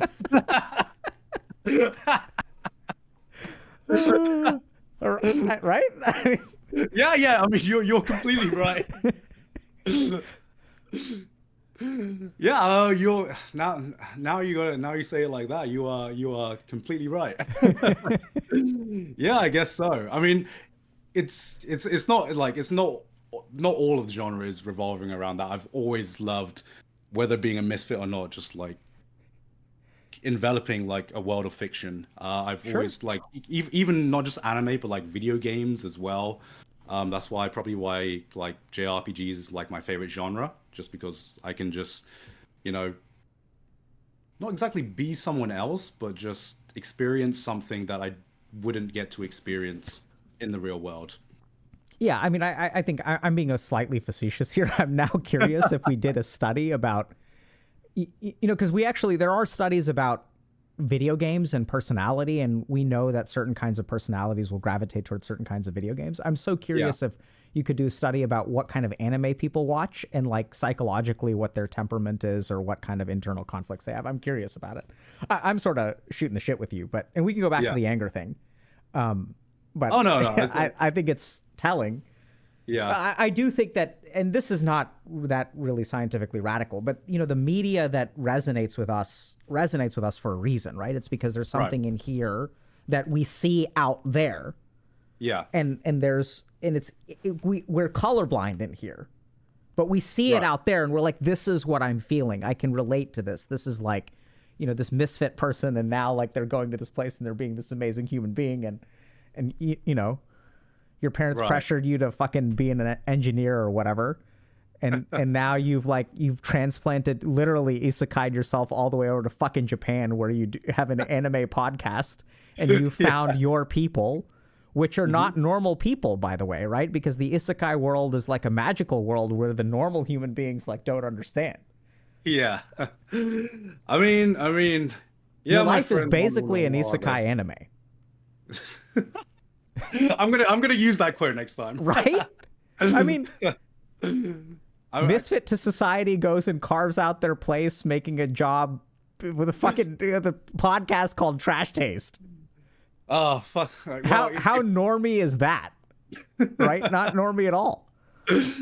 Yeah, thank you very much for saying it. Now I get like the Dr. K pass, the Dr. K stamp of approval. I can now use that quote in my life philosophy. That's perfect. Yeah, but going back to the anger thing, right? So, I think there's a reason you bring it up, right? Right. And I think the reason that you bring it up is that I'm guessing that in your journey of self-improvement and self-reflection, you're noticing that there's kind of this blind spot. Yeah. That you're not feeling angry. That maybe you should be feeling a little bit more angry. And I get the sense you're conflicted, because the other thing is that there's a very logical part of you that's also like, feeling angry is bad, is useless. We shouldn't feel this way. It doesn't help us much.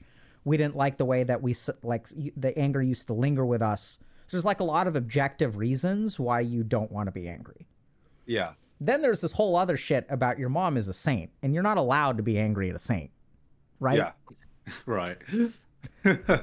Like what? I'm going to get pissed at someone for taking the high road and offering forgiveness. So there's even this angle of like when you do feel anger, you kind of like don't give yourself license to do it. Right. Right.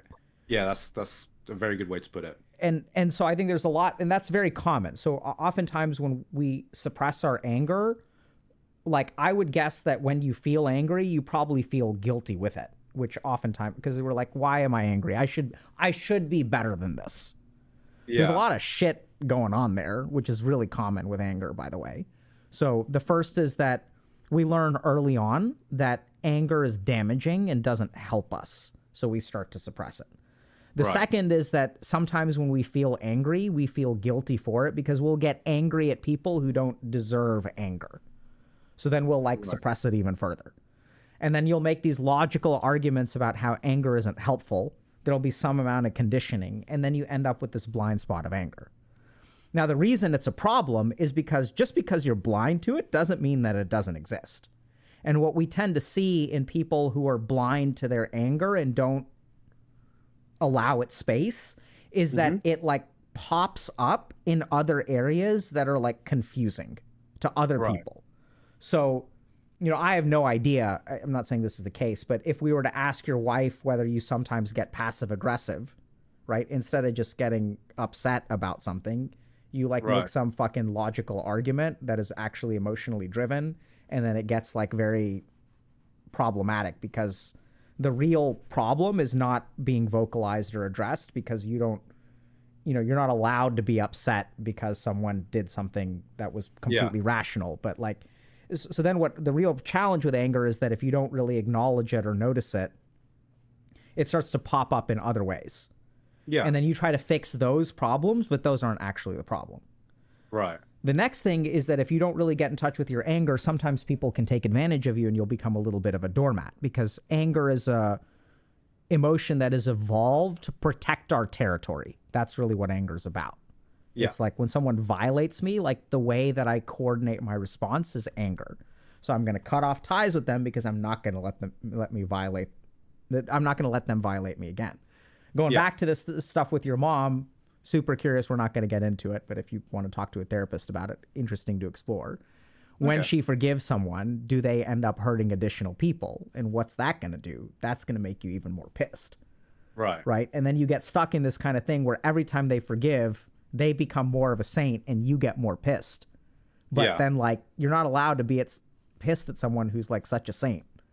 Yeah. I think you should get in touch with your anger for what it's worth, but do it in your own time and pace.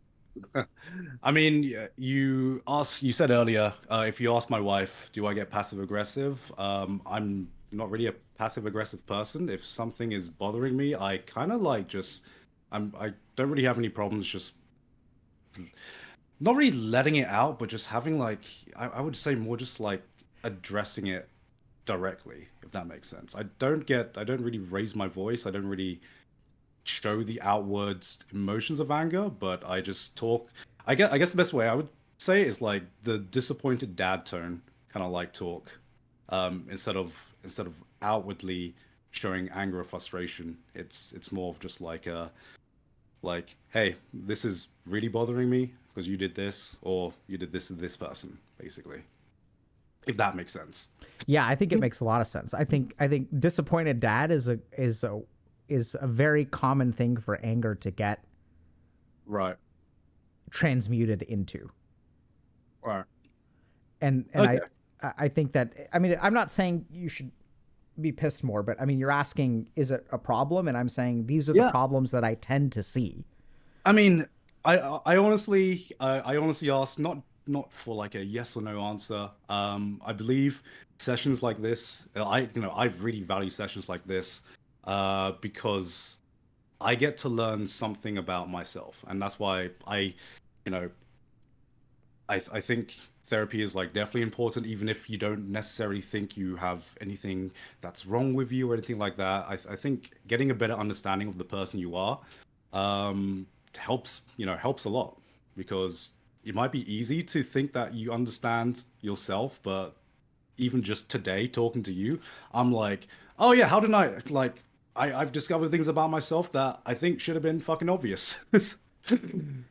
Yeah, so that word fucking there is anger, Okay.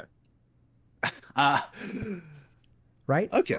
Yeah. I So mean, I don't think it's obvious, and it certainly isn't fucking obvious. It's okay. actually really really hard to get. But Right.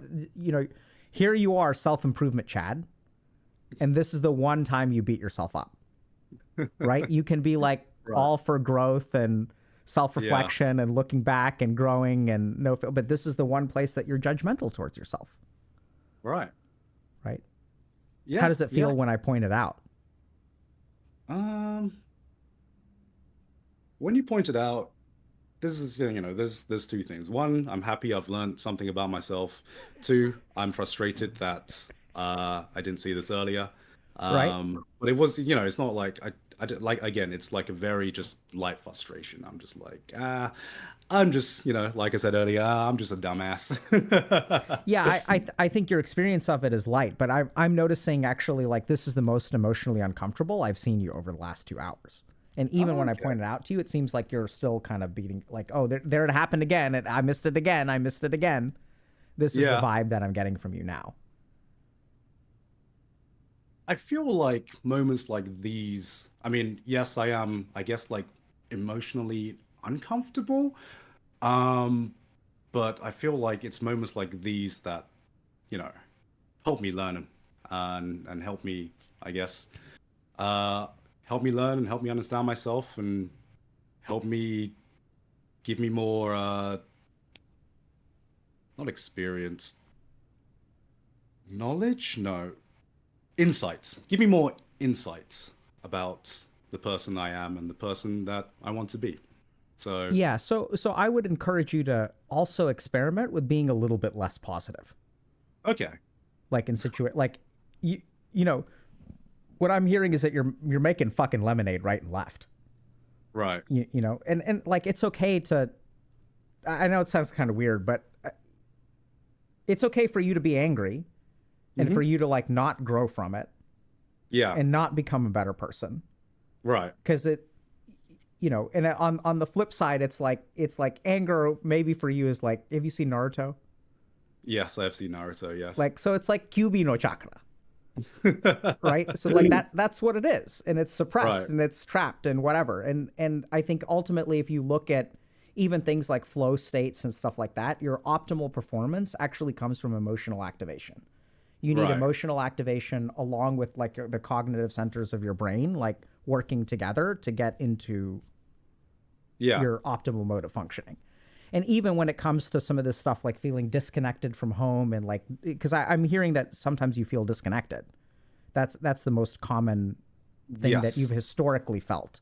I'm getting yes, a sense that's getting, and I think that disconnection will continue as long as you're suppressing anger. So you okay, can't, the brain, unfortunately, I mean, sort of, but when you kind of turn down the volume, you turn down the volume on everything. right, And so I think going forward, getting in touch with your anger is probably a good thing. And I think you kind of realize that on some level. And the problem is that there's a lot of like logical crap there that's like floating around, which is not wrong. By all right, means, improve and self improve and stuff like that. But sometimes it's okay to just be pissed and nothing comes out of it. And it's that not is good. that is what my wife has been trying to teach me. Okay, well, yeah, that's, Yeah, yeah. I and mean, so it's a journey. yeah, it's a journey, and it means a lot coming from you as well. And yeah, this has been very enlightening, honestly, on a lot of different levels. I probably got to go in about Yeah, five, like 5, 10 minutes because yeah, I'm let's, at like my family's house right now. yeah. So I think it's a great place to stop if you're cool with it. Yeah, yeah. I think if I bring up another topic, that's gonna turn into another half-hour conversation. Yeah. So yeah, I'm comfortable ending it here. Yeah. So, any kind of last thoughts or comments, questions before we wrap up for today? Any like final Yeah, reflections? just I just want to thank you. Thank you for doing what you're doing. I think you're doing something amazing here. Uh, and even if someone like it someone like me can learn a bit more about myself, I think it's something that is so invaluable. No, so valuable. Sorry. That's a very valuable experience. Absolutely, man. And I really appreciate you coming on, sharing everything that you've shared about yourself. This stuff isn't possible without you. And it's been delightful to talk to someone who's had experience like sort of with so much self-reflection and kind of analyzing yourself. I hope I didn't bludgeon you too hard at the end, but I mean, Oh, you seem no, like an no, no. absolute beast mode kind of guy. And No, no. I, That's what I wanted. That's what I wanted. and if you ever when you find that home of yours, I'd be happy to send you a home warming gift or visit one day or whatever. Oh, But thank you so much. Yeah. um, Whenever I find it or whenever I build it over time, as you were saying, maybe I won't find it immediately if it's built over time. so I one Sorry. last question I've got for you is like, do you have any anime recommendations? I haven't watched anime in a couple of years, so For I f- you, I would highly, highly recommend Monster. okay. I Monster. think that's the one about the detective. Yeah, it's a detective who is chasing basically a serial killer, and it's one of like I personally one of my favorite anime or manga, and I think it's such an interesting character study on what it means to be evil. Are we born with it? Is it something we like learn over time? And it has one of the best written and most interesting villains you can find in the medium. So Okay, yeah. interesting. I will definitely check it out, dude. I'm hyped. Thanks All for the right, that's recommendation, great. man. No worries, man. Thank you very much for inviting me. Yeah, thanks for coming on and enjoy your time with your family and looking forward to. You want to just tell us one last time where we can find you and what kind of work you Cool. do? You can find me on my main anime channel, Gigguk, or you can also catch me on the Trash Taste podcast. Just search either of them up on YouTube. So awesome podcast, y'all. I highly, highly, highly recommend it. Definitely check it out. And I will watch Monster and get back. It's done, right? That's the one thing It's I don't done. like It's these. done. Yeah. It's done. Yeah. Okay. Yeah. So I'll definitely check it out. So Did thank you? you so Did much. Would you be interested in having any of the other boys come on? Because I can ask them Sh- if. Sure. We're happy to talk to basically anyone ever. Oh, awesome. We Awesome. don't. Okay. Yeah. So we're just about having conversations with people about their experience of life. So sure. Right. Yeah. All right. Awesome. I'll shoot them a message then. Well, As thank you long very as they much. bring recommendations. Okay. Okay. Yeah. So Thank you very much. take care, I God. gotta. Good All luck with right. everything, man. Thank you. There we go. All right. So that was interesting. We kind of went all over the place. So Monster, I got to figure out. I guess I'm watching Monster now. Let's see. What is it streaming somewhere? Crunchyroll? Chat? What are we doing? Um Oh, Netflix? Okay, great. Easy. Okay. Um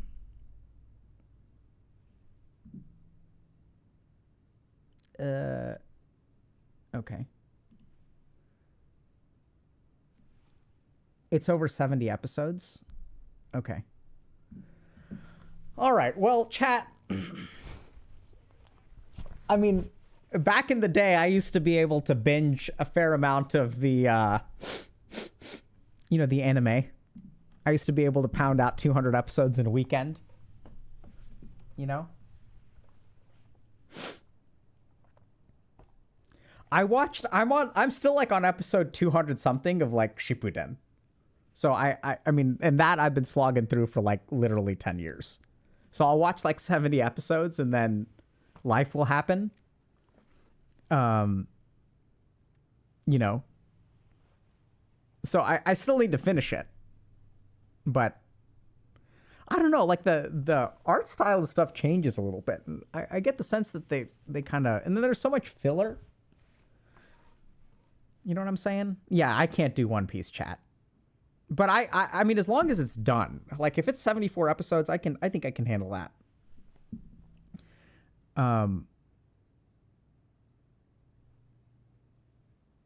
And then what else? Let's think. I need to finish Attack on. I don't remember. They started like stretching out season 4, right? So I need to finish Attack on Titan. But I liked Attack on Titan. Attack on Titan has a great example of the uncanny valley. I really love Death Note. Death Note's great. What's that other one?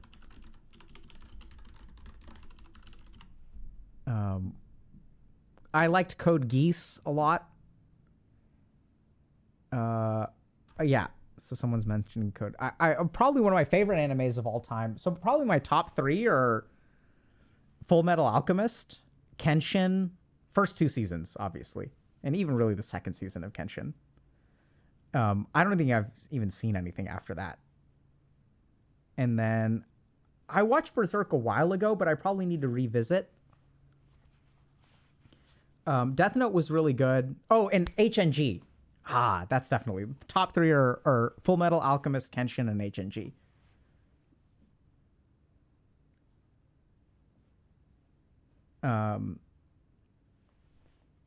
I'll watch. Yeah, HNG is not for everybody, but I think it's good. Okay, so it looks like a lot of these psychological animes. What is NHK? Demon Slayer, like, so I think some of this stuff like Demon Slayer and Hunter x Hunter is like, it feels a touch tropish to me. And kind of, it's like good. Like Demon Slayer's art style and stuff is like really top notch, but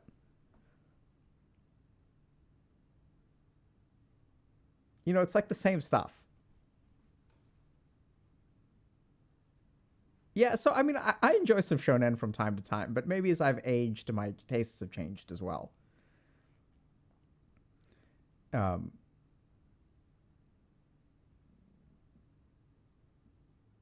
Welcome to NHK. Okay, so maybe I need to give Hunter. So that's the other thing is, from a patience standpoint, I don't have the patience that I used to when watching anime. I've like, TikTok has ruined me. But yeah.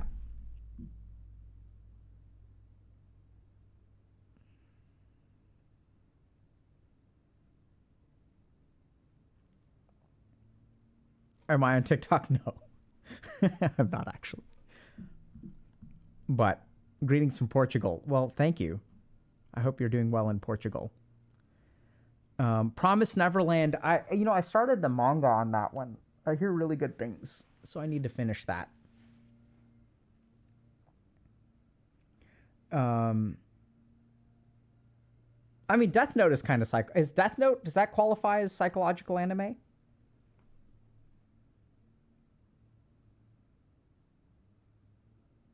Vinland Saga? Okay. Yeah, I loved Death Note. Death Note was great.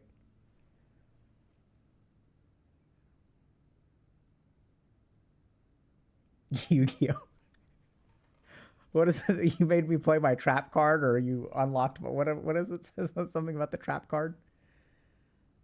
Yeah, Psycho-Pass is on my list, so I'll like more so than watch anime nowadays. I just look at reviews and like make a list of stuff that I'm never gonna watch. Okay, Vinland Saga. Okay, so let's take a look. Okay, so, well, we have to go with Garnt's recommendation. Right? Oh, wow. This is great. Historical? That's up my alley, dude. Okay, I'll watch Monster.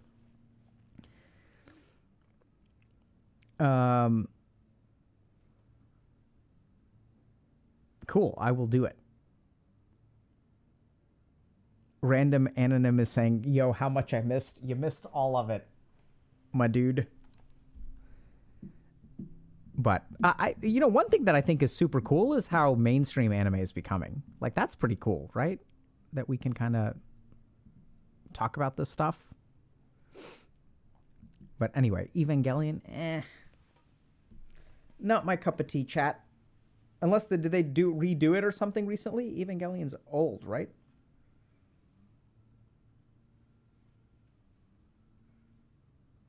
Do you watch anime in English dub? Hell nah, son. Come on. Chotto nihongo o hanashimasu. Demo. like a true weeb, chat. Come on.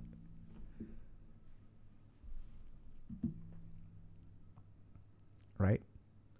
What is it? Zettai yurusenai? I'll never forgive you. Like, that's the fucking Japanese I know how to say. It's like, hello, I'm pleased to meet you. Hajimemashita. I will never forgive you.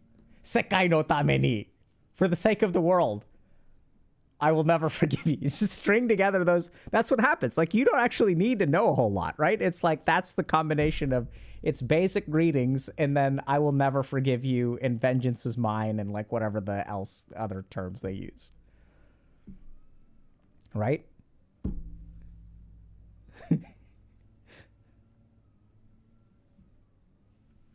Yeah, this guy busted out Tadaima. Yep. Anyway, so this has been fun, chat. I don't know. Let me just think for a second about what we talked about. Yeah, I mean, this has been great. Gigguk seems amazing. Seems like a really solid dude. Seems like he's on his journey, like any good anime hero. Or maybe he's the villain. Who knows? And, omae wa mou shinderu. What does shinderu mean? Does that mean... What does that mean? I forget. Dead, right? That's what I thought. I was like, okay, hold on a second. Yeah, okay. That's what I thought. I just wasn't sure if I had translated that incorrectly in my head. No, I don't know about too Freudian. I mean, I watched Evangelion a long time ago. It's old, right? Like, I want to say I watched it like 20 years ago. Y'all want to let's do some meditation. What kind of meditation do y'all want to do today?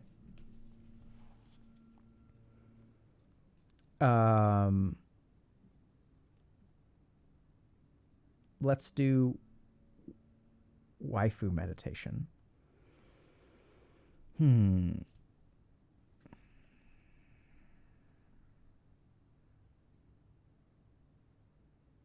Isekai meditation.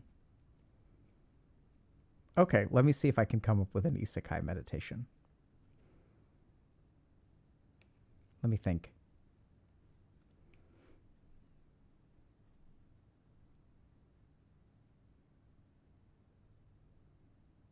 Hold on. Thinking, processing.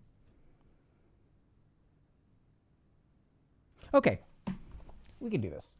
I mean, it's not going to be probably what y'all think it is, but it'll be something close. Okay, so this is what I want y'all to do. So I want you to pick one sense. Probably you can use words, so let's use sound today, but you can do this with any particular sense. So what I want y'all to do is sit up straight, okay? And go ahead and close your eyes. So neck should be straight, back should be straight, head should be straight, okay? Close your eyes and just take a moment to breathe.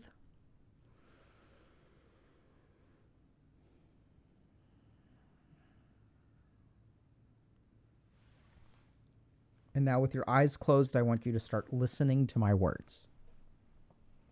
Okay? So we're going to do an isekai meditation. And if we think about what is isekai, it is you being sucked out of your world and planted into a different world. So the first step, if you want to isekai, is to separate yourself from this world. And normally when we go about our life, we tend to think about ourselves as embedded into this world, right? So you say, this is my life. This is me. This is reality. This person dislikes me, therefore my life is ruined. So there's a lot of like attachment to this world.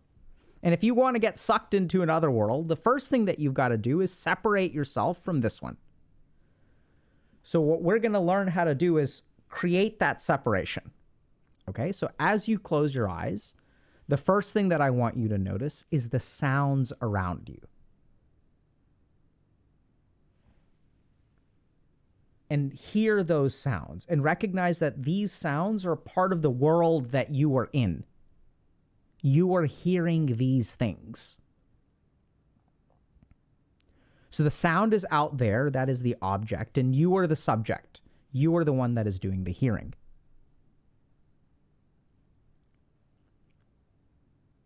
Okay? The next thing that I want you to do is retract into yourself. So now what I want you to do is notice your capacity to hear. Right? So normally you're sitting in one place and you're hearing the sound of the horn. But now I want you to listen to your listening.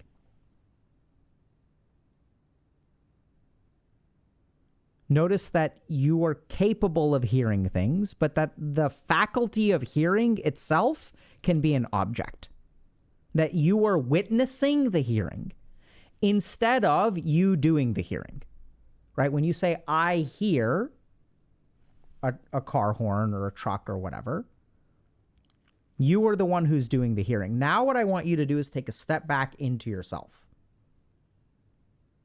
And notice that you can hear, you can see, you can smell, you can taste, you can touch. That your senses are objects that you can look at, not the objects that your senses look at, that you can go one level deeper. So notice that you have the capacity for hearing, and that there are fluctuations within what you hear, but that you are always observing the hearing.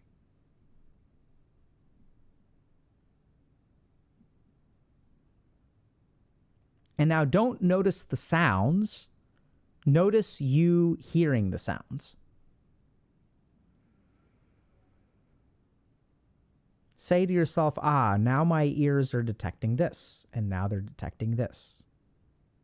And you are detecting, you are observing what your ears hear.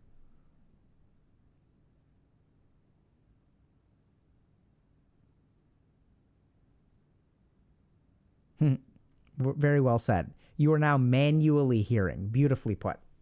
Not automatic hearing. And people are starting to say this feels a lot like dissociation. Well, how the fuck else are you going to isekai? Right? So the first step to isekai is getting pulled out of your world before you get put into another one. And to be pulled from the world, we need to separate ourselves from our experiences.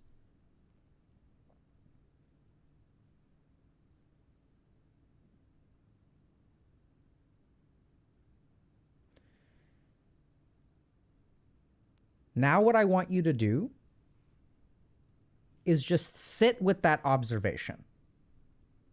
Sit with your experiencing self. Right? And notice that everything in the world in front of you, the stuff that used to upset you, is just like stuff like moving in the field of your witnessing.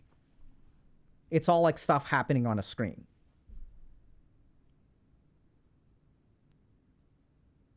Right? So someone's saying, I pictured myself in a control room with monitors and speakers to the outside world. Exactly. That's literally what you are. Right? You are sitting in the master control room, and you have these things called the sense organs that give you information from the outside.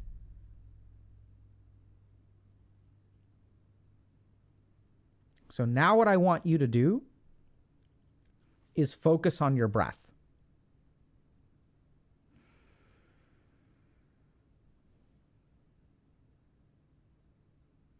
And as you focus on your breath, notice the sound of your breath. That it is an object that you are observing. You are watching your breath. Right? There's a difference between you breathing and you watching your breath.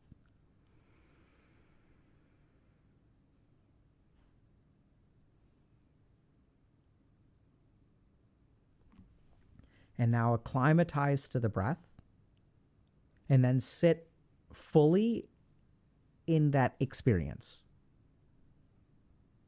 So hopefully you can just witness, and then eventually even the breath you'll acclimatize to. So you won't even notice the breath, and you'll be left with just experience without object.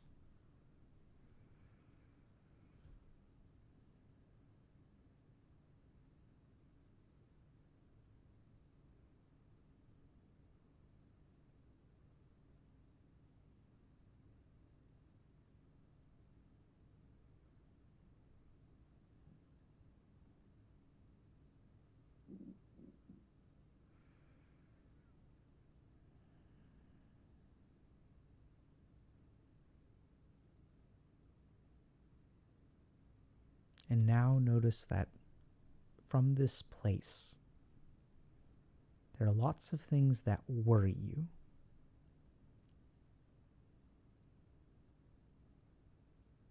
Lots of concerns you have.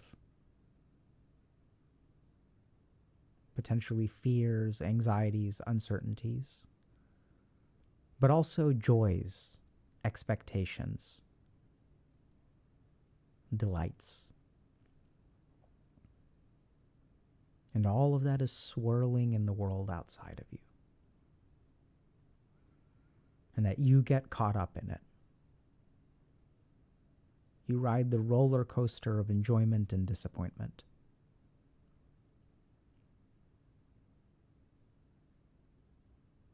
You feel the ups and the downs.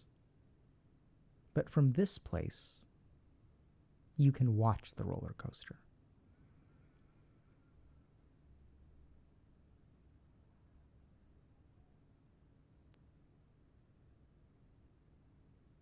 All of those things out there in the world are true, but they don't have to sink into you in the same way.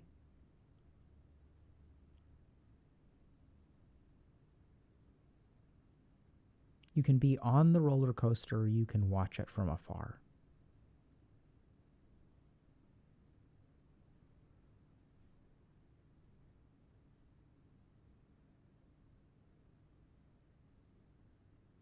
So the first step is detachment from the current world.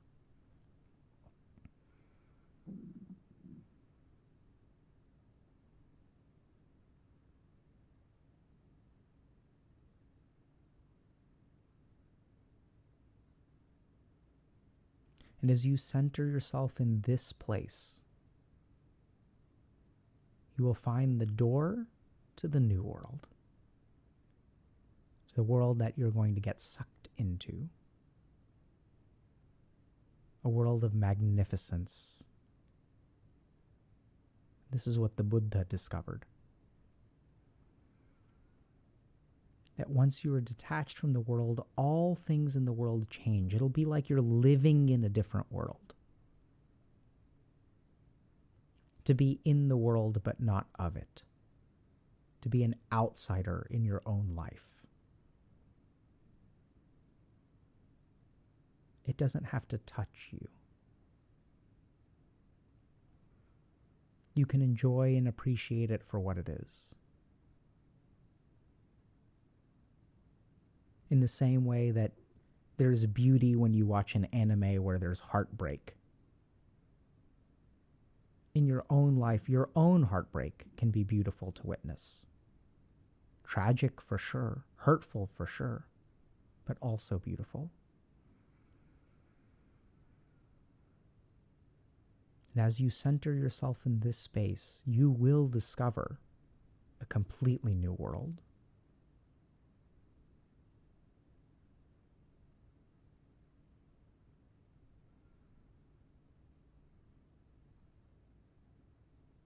Now feel yourself adrift, untethered, even from the physicality of your space.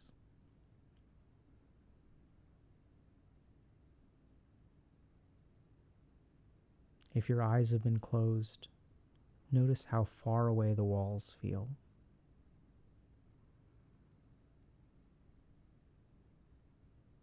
You are in an empty world.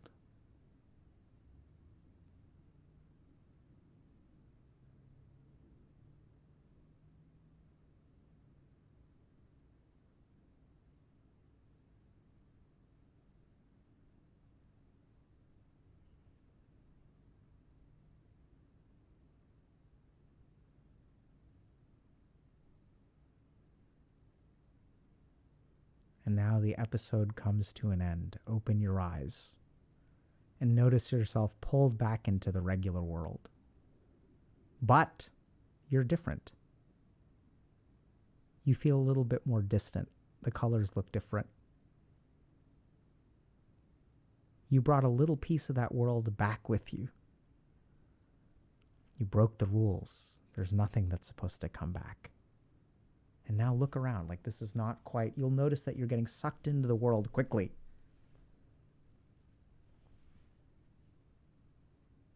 But for a few moments, you can hold on to it.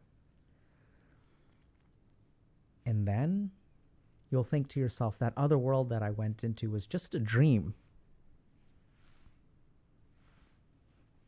Like Narnia, the cupboard that you walk through. Now you're stuck here again. And you long to cross over. And you can. Anytime you want. I've taught you how. Cross over whenever you feel like it. Cross over every day. Enjoy yourself.